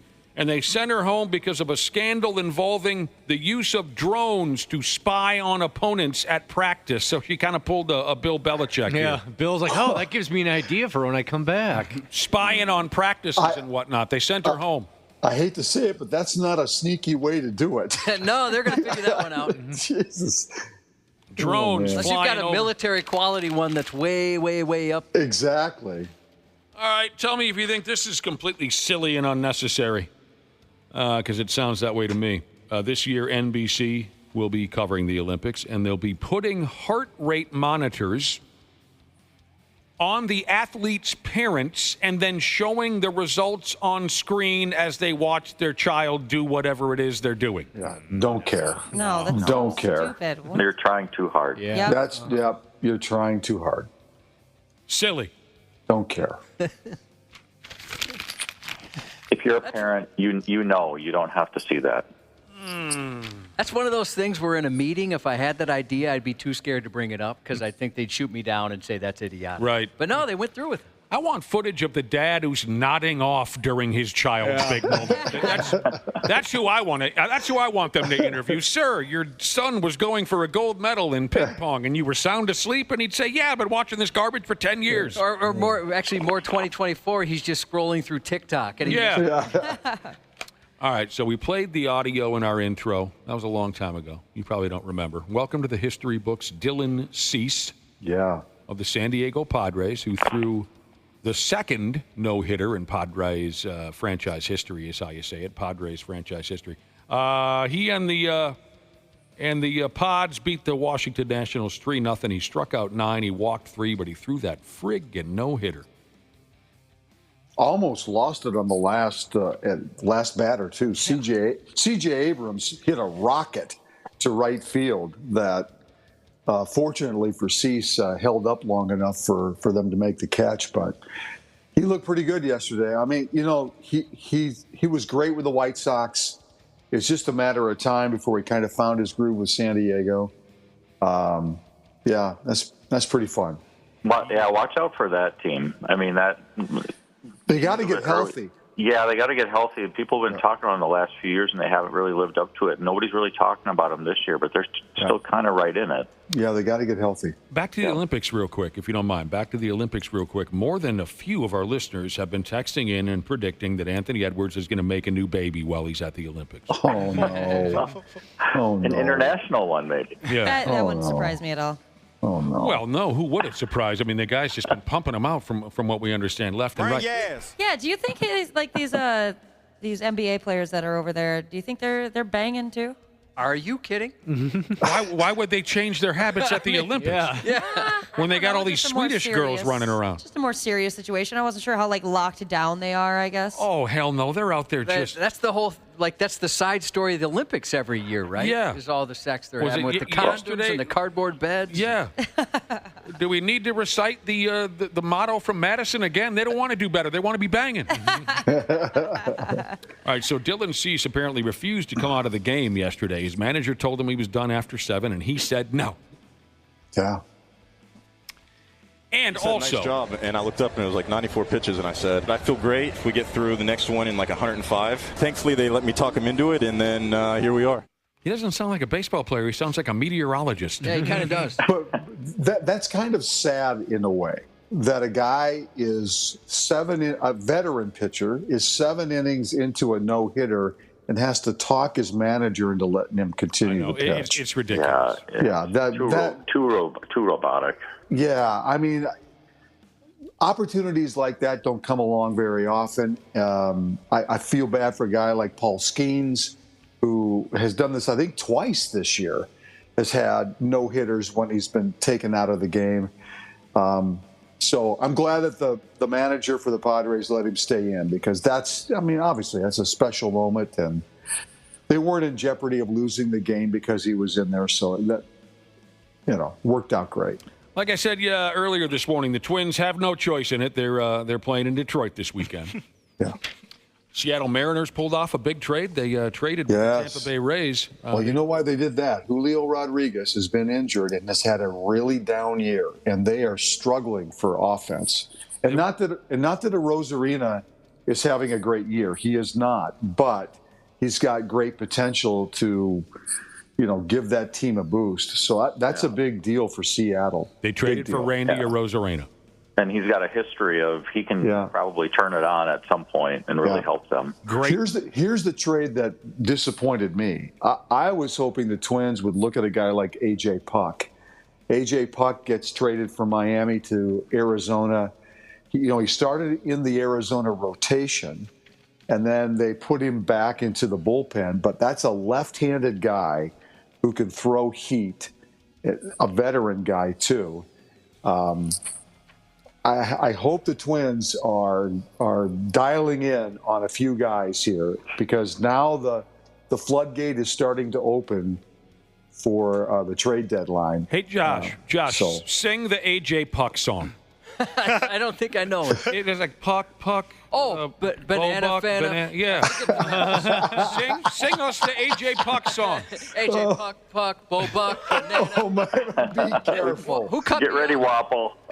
Yeah, be careful. His mic stopped working there. We got technical difficulty. Puck, Bobuck, banana, fana. You want to talk about, these big-time players being traded? What do we got? 4 days until the trade deadline is up. What a hell of a deal here. Randy Shaver, I think we talked about this kid after the All-Star game. Oakland Athletics All-Star closer. Yeah. All-Star closer Mason Miller. Guy throws heat, boy. And we talked about how this kid is going to get a phone call from some competitors, right? Well, if Oakland decided to trade him, yes. I mean, he's really their, besides Brent Rooker, former Twin, he's really their kind of star player. This was a guy everyone imagined, okay, he'll be in Oakland for a little while this year, but some competitor, some playoff team's going to go get him. Well, now he's totally, as Josh would say, boned himself by breaking the pinky finger. How do you say that, Josh? Finger. Breaking the pinky finger on his non-pitching hand. Okay, that's the good news. When he pounded a table in frustration the other night. Son of a bitch! And he breaks his pinky. Okay, it's not on his pitching hand, but still, dude, be careful. Yeah. You're about ready to get yourself out of Oakland and go play for a playoff team. Yeah, I think I said at the time, Nick, wouldn't he look good in a Twins uniform? Yeah. I mean, he really, I mean, I think a team that gets him has like 4 or 5 years of control in his contract, and he throws. I think he's the hardest thrower in baseball right now. He is. On average. And so to hear about this, But gosh, how many times does this happen? I mean, we see it, I'm not going to bring it up again, but the Timberwolves have seen it. We've seen it multiple times where athletes get frustrated and they do something and it turns out to be a bad move. Now, let me tell you what pissed this kid off to make him go, God help, and bang his hand on he was reminded that he had to do post-game lifting after the ball game. Oh, come on. No. Well, that's one way to get out of it. All right, that's a good point. That's true, yeah.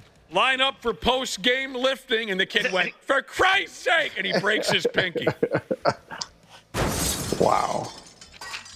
Now, here's a preseason Viking story that I do take an interest in. It says here, former Golden Gopher running back Mohamed Ibrahim could get a shot with the Vikings. Hell yes. Fun. I love Mo. He's an all-timer and a friggin' pimp. He was on somebody's practice squad last year, wasn't he? Friggin' Detroit. Yep. Detroit, yeah. Okay. He got hurt. Yeah. Minnesota's running backs right now are Aaron Jones and Ty Chandler. I've never heard of either of those guys. Get them out of here and sign Aaron Mo. Jones. Never heard of either one of them. Get Mo Ibrahim in there. And sign Darryl Thompson. And Corey Sauter. Did you guys catch this? The airport here in town is selling 2 different versions of the same Vikings T-shirt. Oh. One says, disappointed since 1961. I've seen shirts like that before. The other says, optimistic since 1961. They're giving the consumer the choice of which one they wanted. Yes. That's funny. That is actually kind of funny. One final note.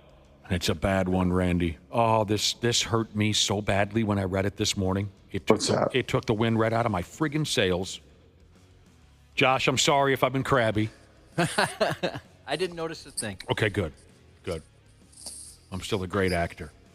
A listener sent this to me via text. It says, last night was the last Thursday without football until February. That's hilarious. Is that because the Canton game is probably next Thursday? Yeah, I'm guessing. Oh, boy. You know what, Nick? But here's the thing.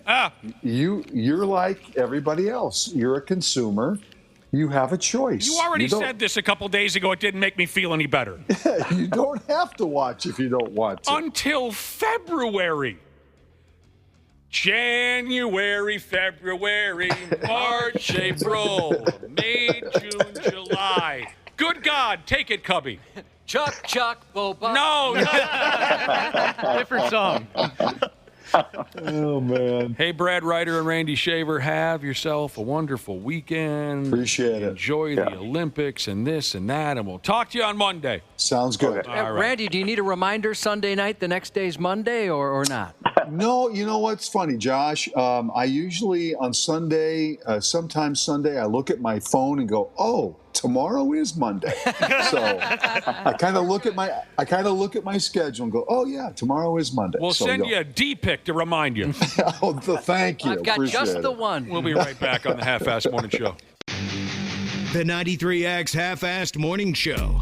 Are you ready to beat the heat this summer? Standard Heating and Air Conditioning is here to help you say goodbye to sweltering heat and hello to ultimate comfort. Ashley, what specials do they have going on this month?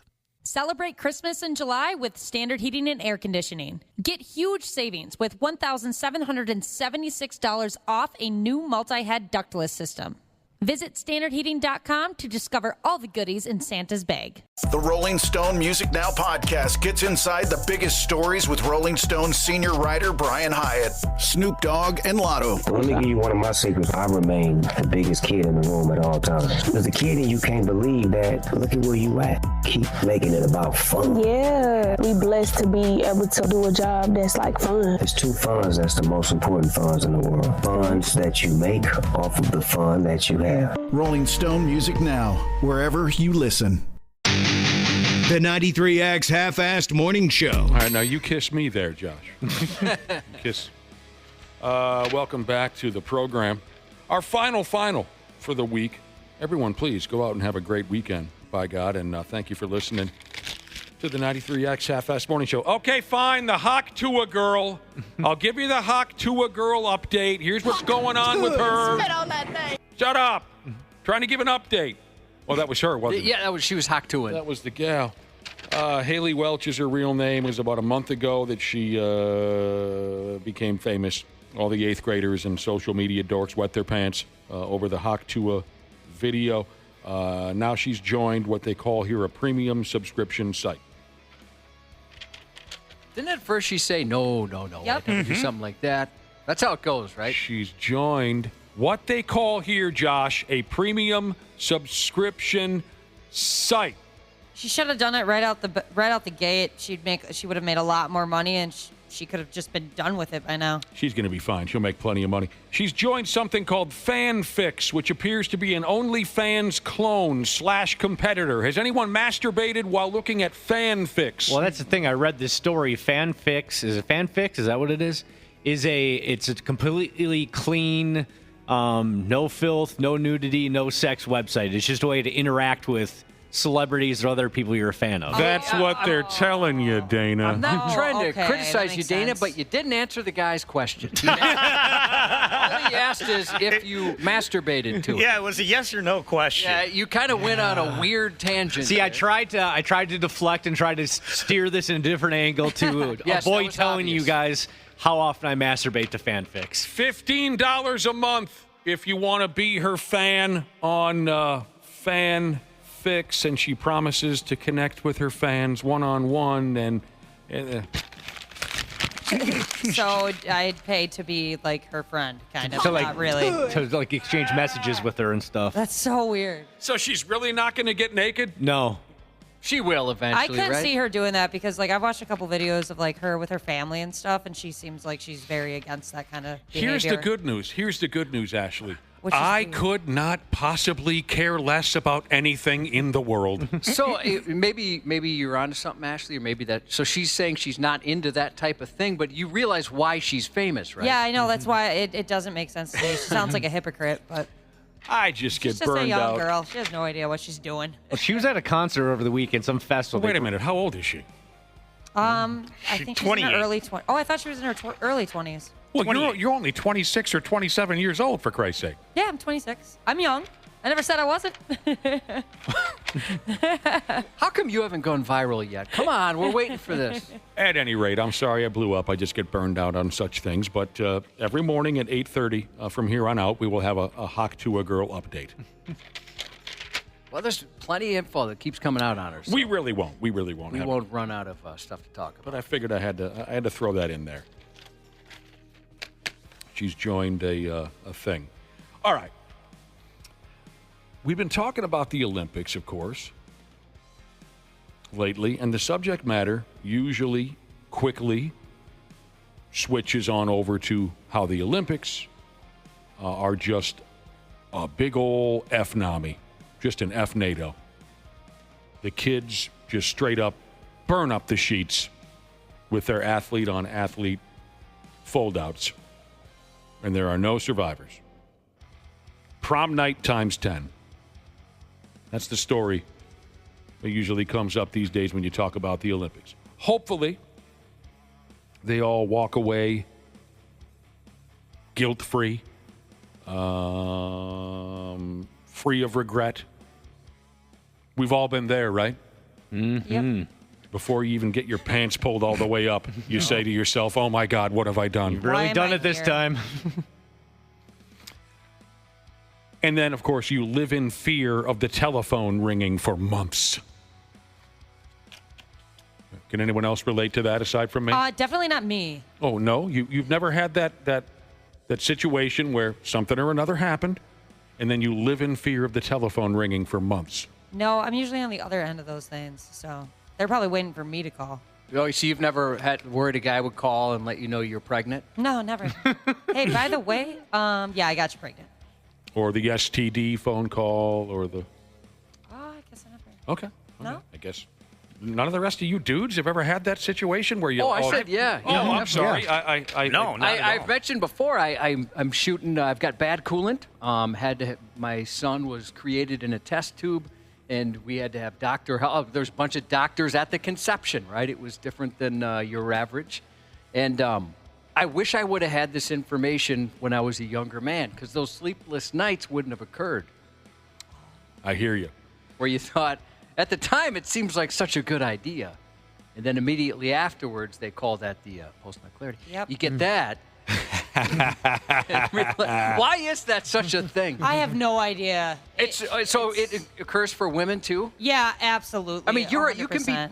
dramatically in a different mindset. I mean, you couldn't be in a more different mindset, and it's so quick. It's a totally different person. Yeah. It's scientific. It's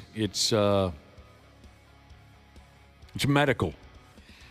So I was reading recently people's admissions to experiences that made people regret having sex with someone. And we could go on and on and on and on and on with this. But some of the answers that people gave to experiences that made people regret having sex with someone, some of the answers are friggin' great. Friggin' great. We could all, I'm sure, tell a story or two. But maybe not as well as these people put it. Listen to some of this. My God. Folded a gal. Well, that's now not exactly how the guy put it. I edited that myself. Had sex with a gal. And then ran into her and her husband and her kid at Target the next day. Oh, no. Yeah, I'd regret that. I mean, both of us have stories, Nick, very similar stories, where immediately after coitus, we realized they were married. That was very uncomfortable, and I wouldn't have made the same decision had I known that. Right. Can you imagine rounding the corner at the department store, coming out the toothpaste aisle or something like that? You run into the gal that you had a one-night stand with the prior night, and her husband and her child. Where do I know her from? Oh, my gosh. Oh, my gosh. I was in her bed. What if hey, you look familiar. How do I know you? Right in front of the husband and kid. That reminds me of a story from St. Cloud State. This was all of our first run-ins, our first experiences, the first time we became aware of MILFs. Oh. We're young guys living up at St. Cloud. We're 20, we're 21 years old. I know I never really thought about older women. Didn't have an attraction really to older women when I was that age.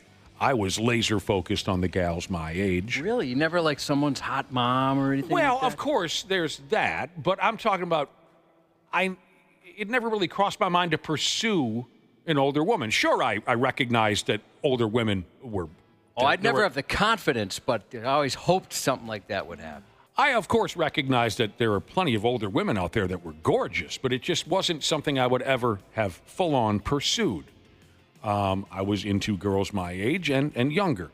But a buddy of mine, a buddy of ours, one night went home with like a 35-year-old woman when we were 20, 21. And we just, I'm telling you, I don't think any of us had even considered such a thing. But the next morning was a real eye-opener for this dude. He and the gal, burned the sheets up pretty good.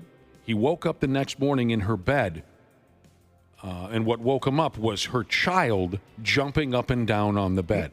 Oh, no. And he was absolutely unprepared, as any of us, I think, would have been at that time in our lives. He had no idea. Who is this? Totally. I could sleep through that. I can sleep through pretty much anything. You don't even know Yeah, it's a kid. same here. My mom conditioned me. To sleep through things? Yeah, she used to vacuum like right next to my head when I was a kid. So. What is the oldest age difference of somebody, of somebody you've slept with who's older? I'm sorry, did I say average? I meant the oldest. What's the most significant number? Can you think? Well, that's a good question. It's probably nothing. 3 years. Yeah, for it's me. nothing significant. I don't think. Probably 10 years for me. Okay. Oh, I lied to you guys. Sorry. Go ahead. It was about 8. 8 years? Okay, Yeah. I was 21. She was 31. Word. Mm-hmm, yeah, something around there. I was in college and she was in her 30s. So nothing crazy. Really? What are you talking about? That's a big number, dude. Oh, is it? Yeah. Well, you just said 10 years. I don't know. She was in her early 30s somewhere. So. And you were. I was 21. She was in her early 30s. Okay. I was 21 and she was 31. That's early 30s. That's 10 years. 10 years. Boy, I bet she was a prize. Josh Can I guess said. that you didn't go to St. Cloud State for mathematics? Absolutely not. Or actually, you know what? With their reputation, maybe you did. Yeah, I was the smartest kid there. Here's one. She was 56. I was 24, this text says. Whoa. F me running. I dated a lady 22 years older than me. 18 and 40, this person says. Come on. 35, Uncle Bitch Jesus, 35-year difference. You were 18 and she was 40? When you're buying 18, you beer? 40 might as well be next to death. Oh, yeah. Seriously. When you're an 18-year-old, I Even mean, 30-year-olds. if it's I'm 35 and she's 61, or I'm 40 and she's 35, I'm not 30. That wouldn't be significant. I'm 40 and she's 29. I mean, all of that is something. But you're 18. That's something right there. And she's in her 40s. Okay, more experiences that made people regret having sex with someone. She didn't moan. She screamed. I wouldn't like that. No. Her screaming freaked out everyone who could hear it, including her 5-year-old daughter. Oh, no. That I wasn't told about. Again, I'm picturing my bro in that bedroom at St. Cloud State with the little kid jumping up on the bed. Nightmare situation. Scream. I mean, just a scream that would just shake the whole neighborhood. All right, so the 22 years older, right? The 18 and 40-year-old. Yes. He said her youngest son was 19 at the time. Oh. I learned a lot that summer. Oh, my her poor son. I got to know more about this. Were your parents aware of this? What did they have to say to you about it? What did your friends say to you about it? I mean, that is truly a remarkable situation. 18 and 40, that's You big. are in high school, fresh out of high school? Her son graduated the year before you. Yeah. That's great. If this individual can get back to us with more information, I'd appreciate it. All right. Here's a lady who said, this is a guy. He regretted having sex with this person, with this lady. She started crying and told me that she wasn't quite divorced yet. Yeah, that would. Her husband caught us and stabbed me. Oh, wow. Stab. He got stabbed. I hope it was worth it. Maybe it was one of those where you're like, you know what, it was worth it. Worth it for the story. He gave her a good stabbing. Wapple, take it easy over there. Wapple, that's gross. We're trying to talk about sex. Oh, whoops, my bad. Had sex with a girl who sat up suddenly in the middle of the night, shouting that there was a witch in the room. I kind of want to be there for that. Yeah, I bet that would be fun to watch. Like, ooh, what's she going to do next? I'd mess with her like, where's the witch, huh? Where in the room? Why don't you stand up and show me? She was staring wide-eyed at the bedroom wall, screaming, hollering about there's a witch in the room. And then she fell back flat onto the mattress and immediately began snoring. That's scary. And I would tiptoe my way out of that room immediately. Yeah, that is very scary. Seen a witch. Here's a lady who had sex with a guy. He started crying in the middle of sex and didn't explain why. Oh man, Would you even ask why? I would have to stop. There's no way. Yeah. I could not continue. Yeah, you'd have to stop. And then also, I'm a sympathy crier, so I'd start crying. You've never had a crier, you say, Ashley? No, I'd be terrified. Well, God. Me too. I wouldn't you feel like you're doing something terribly wrong? Yeah. I can't imagine going any further. After sex, he pulled out his laptop and started showing me deep conspiracy theory videos. Oh, Dude, wow. what? That's some hot pillow talk right there. Depending on what ones, I might be into it. Like, yeah, sure, let's watch some TV kind of now. You would run out of there. Wouldn't you? Guy sits up right after sex and starts showing you deep conspiracy theory videos.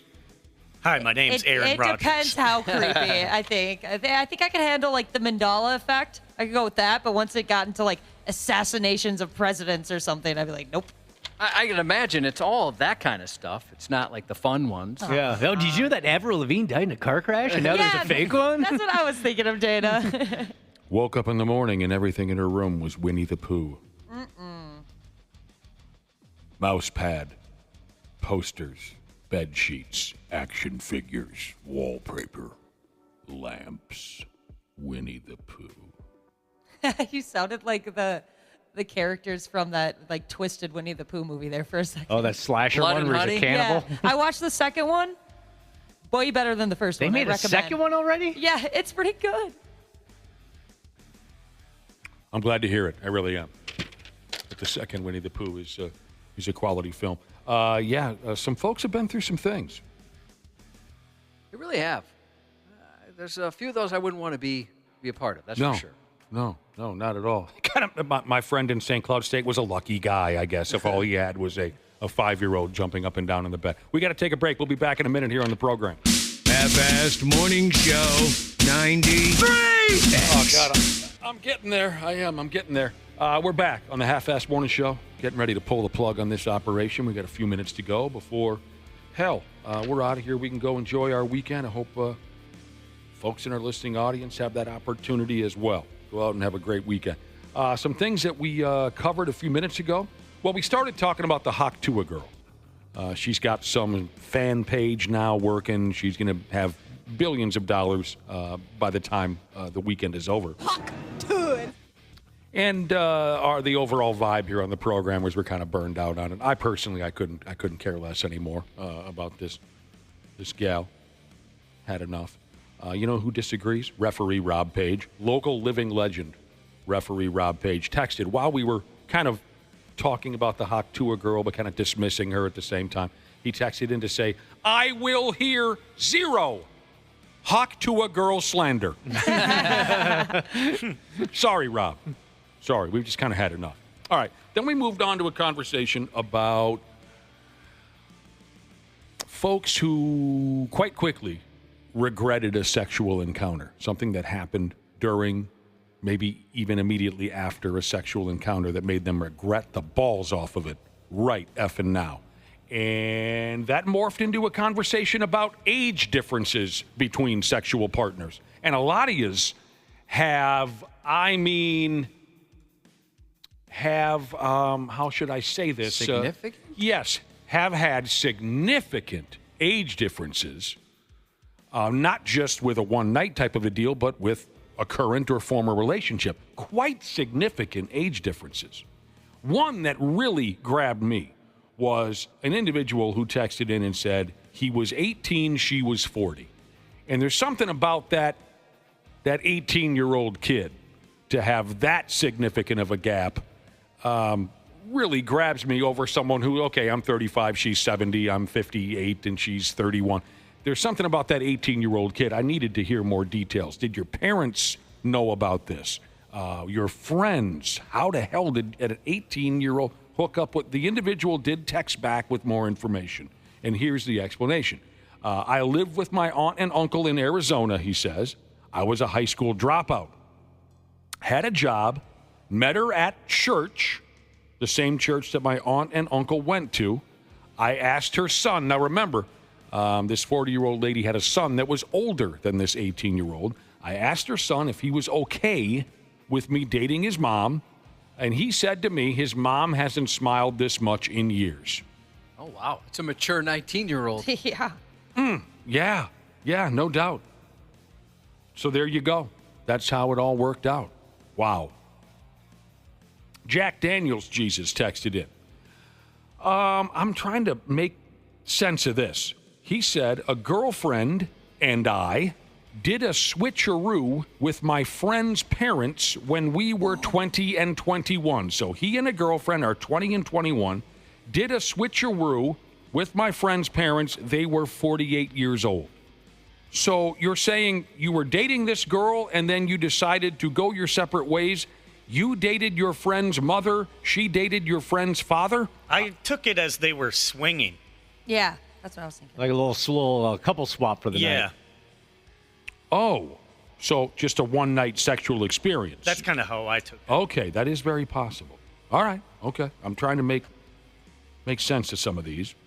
Numbers throw me. You know that, Josh. Yeah.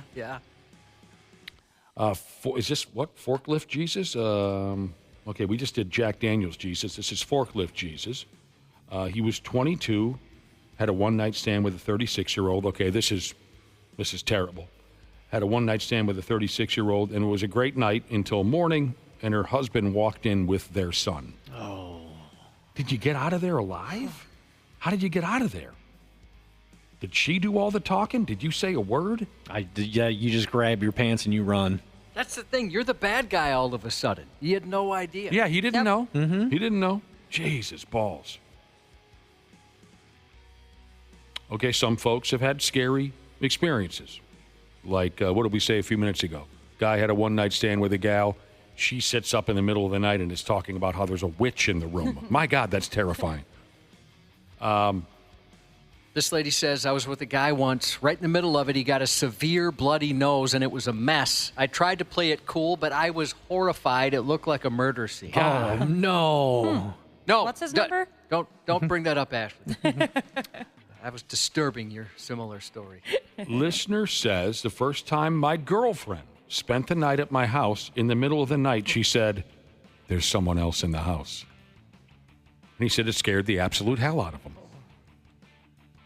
This person had a devil's three-way with a gal at Grand Casino Hinckley when she was 56. He and the other guy were 20 and 21. That's crazy. And he brings up our ages didn't even add up to meet hers. Oh, man. A 20-year-old, and a 21-year-old had a three-way with a 56-year-old. Yeah, you got 41 and 56 there. No way I would have been comfortable with that at 20 years old. Who's buying the breakfast buffets in the morning? Whoever won the most. And when I say wouldn't be comfortable with that, it has nothing to do with the 56-year-old. I'm talking about me and my buddy double teaming a gal. No way I'd have been comfortable with that at 20 years old. Anybody? No, not at all. Nope. Not at all. Nope.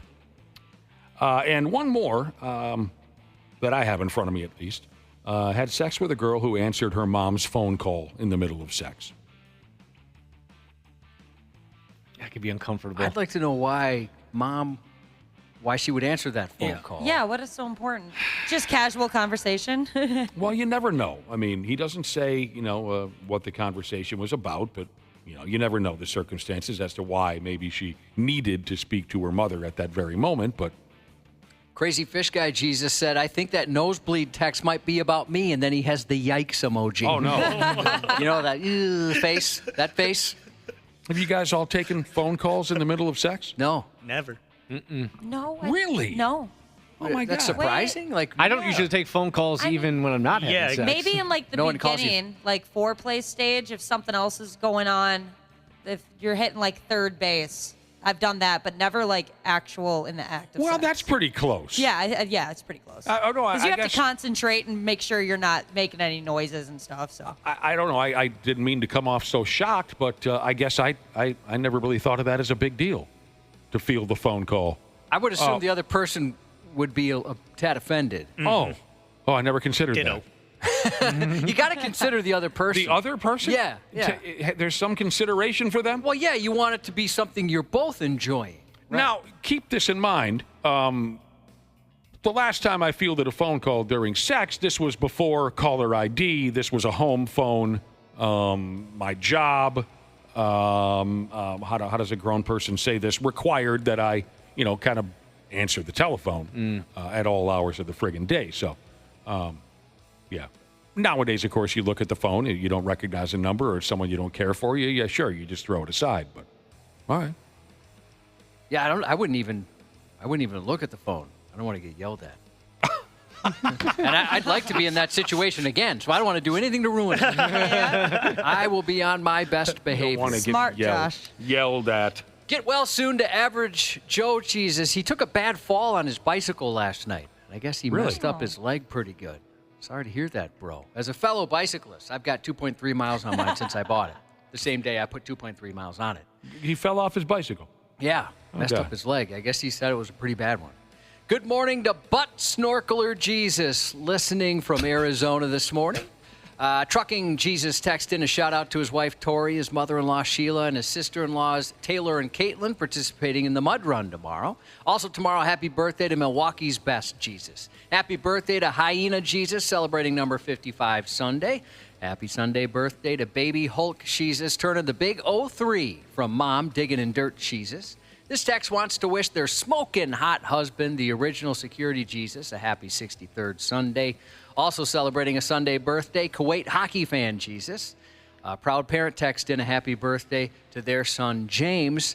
And I know, Ashley, before we go, you've got a shout-out as well. Yeah, I want to give a shout-out to one of my very good friends, Doughboy. You guys met him up at the Turtle Lake Casino. I've met Doughboy. Yep, he bought a bar a couple months ago, and the grand opening is today. So I wanted to wish him good luck, and you are absolutely going to kill it. And and I'm going there tonight, so I'm super excited.